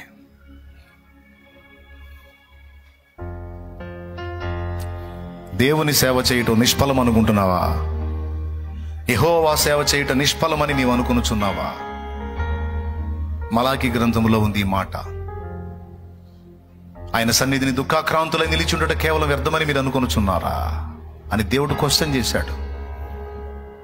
ఎన్నడూ అనుకోవద్దు మనం దేవుని సేవ నిష్ఫలమని. అది తరతరాల ఆశీర్వాదానికి కారణం. ఎందుకంటే ఆయన అన్యాయస్తుడు కాదు. జీవగ్రంథంలో నీ పేరు లిఖించున్నాడు. నువ్వు క్రీస్తు శరీరమునకు సేవ చేస్తున్నావు. నీకు జీతం ఉంది, బహుమానాలు ఉన్నాయి. అందరము కూడా పైకి లేచి నిలబడి ప్రార్థన చేద్దాం. ఆగు తల్లి, ప్రార్థన చేద్దాం. పరిశుద్ధ ప్రభువా, నీకు వందనాలు, వందనాలు, వందనాలు. అందరం స్తోత్రాలు చెల్లించుదాం. స్తోత్రం, స్తోత్రం, స్తోత్రం. నా తండ్రి, ఈ రోజు నాతో మాట్లాడినందుకు నీకు వందనాలు. అయ్యా, సేవని కోల్పోయిన వాళ్ళని కూడా తీసుకొని రా ప్రభువా. సేవని పోగొట్టుకొని జారిపోయిన వాళ్ళని కూడా తీసుకొని రా ప్రభువా. అయ్యా, సేవని లాస్ చేసుకొని దాటిపోయిన వాళ్ళని కూడా తీసుకొని రా ప్రభు. ఈలగొట్టి పిలో పరిచారకులు అంటారు, మొత్తం సమకూడాలి. ఇంతవరకు కొన్నిసార్లు నీ సేవను అశ్రద్ధగా చేశాం, నీ పనిని నిర్లక్ష్యంగా చేశాం. ఏముందిలే అనుకుని టేక్ ఇట్ ఈజీగా తీసుకున్నాం. ఈ రోజు మా కళ్ళు వెలిగించావు, వాస్తవాలు మా దృష్టిలోకి తీసుకొచ్చావు. దాని యొక్క విలువను, దాని యొక్క గొప్పతనాన్ని, దాని యొక్క ఆధిక్యతను మా దృష్టికి తీసుకొచ్చావు. నీకు వందనాలు, వందనాలు, వందనాలు, వందనాలు, వందనాలు, స్తోత్రాలు. బహు స్పష్టంగా మాతో మాట్లాడిన విధానం కొరకు కృతజ్ఞతలు చెల్లిస్తున్నాం. ఇదిగో మేము నడుం కడుతున్నాం ప్రభా నీ పని కొరకు. ఓ తండ్రి, నేను కూడా భాగ్యాన్ని పొందుకుంటాను. నేను కూడా నీ సేవ చేస్తాను. నేను కూడా పరిశుద్ధులకు ఉపచారం చేస్తాను. నేను కూడా ఆత్మరక్షణ కొరకు కష్టపడతాను. నన్ను బలపరచు. నాకు ఆ ప్రజ్ఞ గల ఆత్మనివ్వు, ఆ శక్తినివ్వు, ఆ అభిషేకం ఇవ్వు. ఇది వదిలిపెట్టను, నీ పరిచర్య వదిలిపెట్టను. నన్ను బలపరచు, నన్ను బలపరచు. ఈరోజు విన్న ఈ మాటలన్నీ నా హృదయంలో స్థిరపరచు. మా ముందున్న ఈ గొప్ప పనికి మేము పూనుకుంటున్నాం. మాకు శక్తి చాలదు ప్రభువా, నీ శక్తి కావాలి ప్రభువా, నీ బలము కావాలి. ఓ నీవు తోడుకొని రాబోతున్న అశేష జనవాహినిని కంట్రోల్ చేయడానికి, వారికి ఆహారం పెట్టడానికి, ఉపదేశం చేయడానికి, వారిని కట్టడి చేయడానికి, వారికి కొదువ లేకుండా అన్ని వసతులు ఏర్పాటు చేయడానికి మాకు బలము చాలదు, శక్తి చాలదు. దేవా నువ్వు దిగిరా, దేవా నువ్వు పూనుకో, దేవా నువ్వు అభిషేకించు. వాక్య పరిచర్య చేసే వాళ్ళని అభిషేకించు, పరిచర్య చేసే వాళ్ళని అభిషేకించు, పరిచారకులను అభిషేకించు, పరిచారకులను అభిషేకించు. పనితనపు జ్ఞానము, ప్రజ్ఞ గల ఆత్మ యేసు నామములో దిగివచ్చును గాక, మా మీదికి దిగును గాక. బలమైన కార్యములు, విజయోత్సవముతో మేము మళ్ళా నిన్ను మయంపరచుకోవడానికి బలమైన కార్యములు జరిగించు. విస్తారమైన ఆత్మల రక్షణ కార్యము జరిగించు. అనేక మంది సేవకు తీర్మానం చేసే కార్యములు జరిగించు. అనేక మంది సువార్థికులుగా తయారయ్యే కార్యము జరిగించు. అనేక మందిని భక్తికి, ఆత్మీయతకు రేపే కార్యము జరిగించు. అనేక మందిని తిరిగి నీకు కనెక్ట్ చేసే కార్యము జరిగించు. దారి తప్పినటువంటి గొర్రెలను, పడిపోయిన దావీదు గుడారమును తిరిగి కట్టుటకు కృపనివ్వు.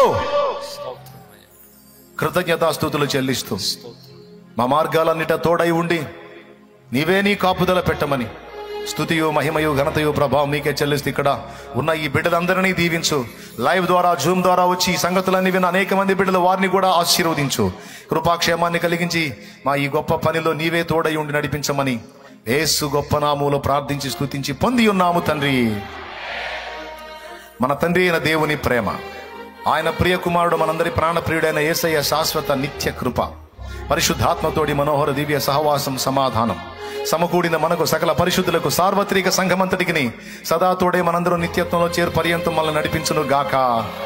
ప్రభు రక్తమునకు జయం, ప్రభు రక్తమునకు జయం. ప్రభు యేసు నామమునకే సంపూర్ణ విజయం కలుగును గాక. ఆమేన్. హల్లెలూయా, హల్లెలూయా, హల్లెలూయా.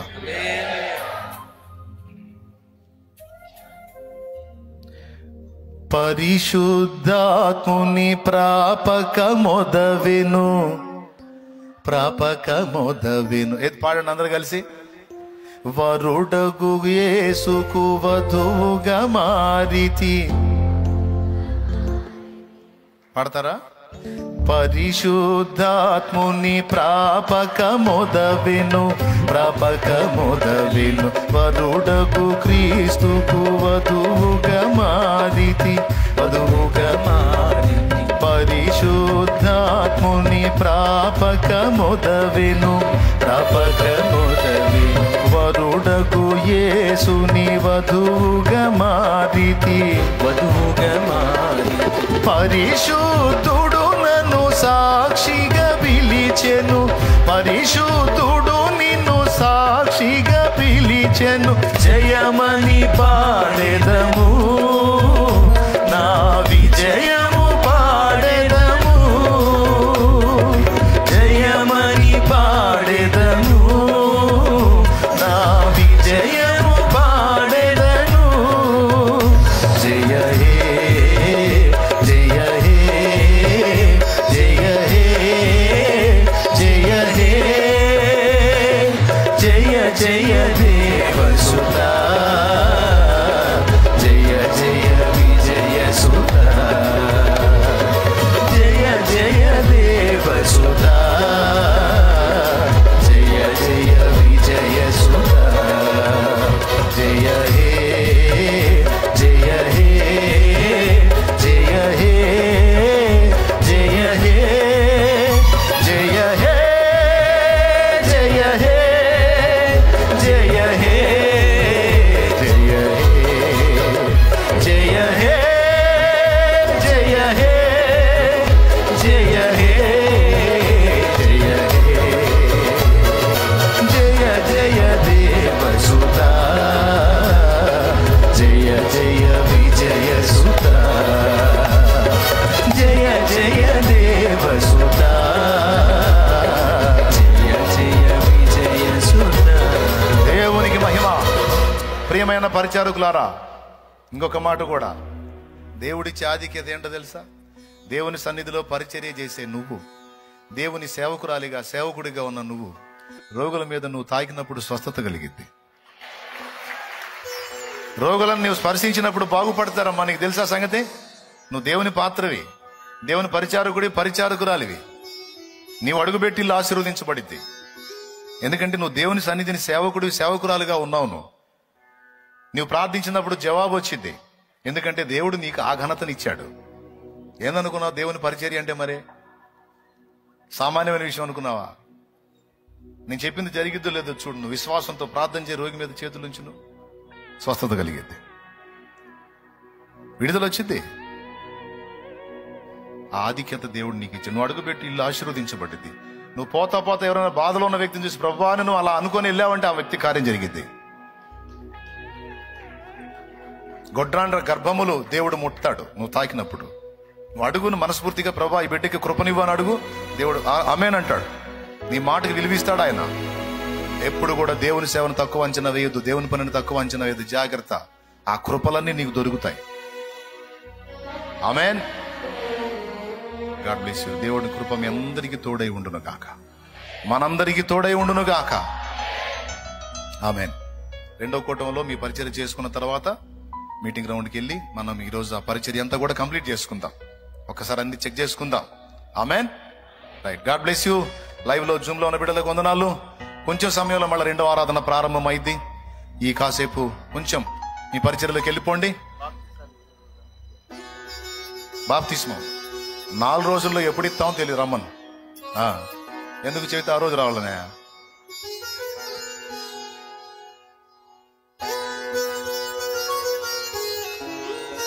దయచేసి గమనించండి. బుధవారం రోజు పగటి కూటం ఉండదు. బుధవారం రోజు నైట్ అక్కడ కూటం ఉంటుంది. ఆ ఇనాగ్రేషన్ కూటం అక్కడ ఉంటుంది. అర్థమైందా?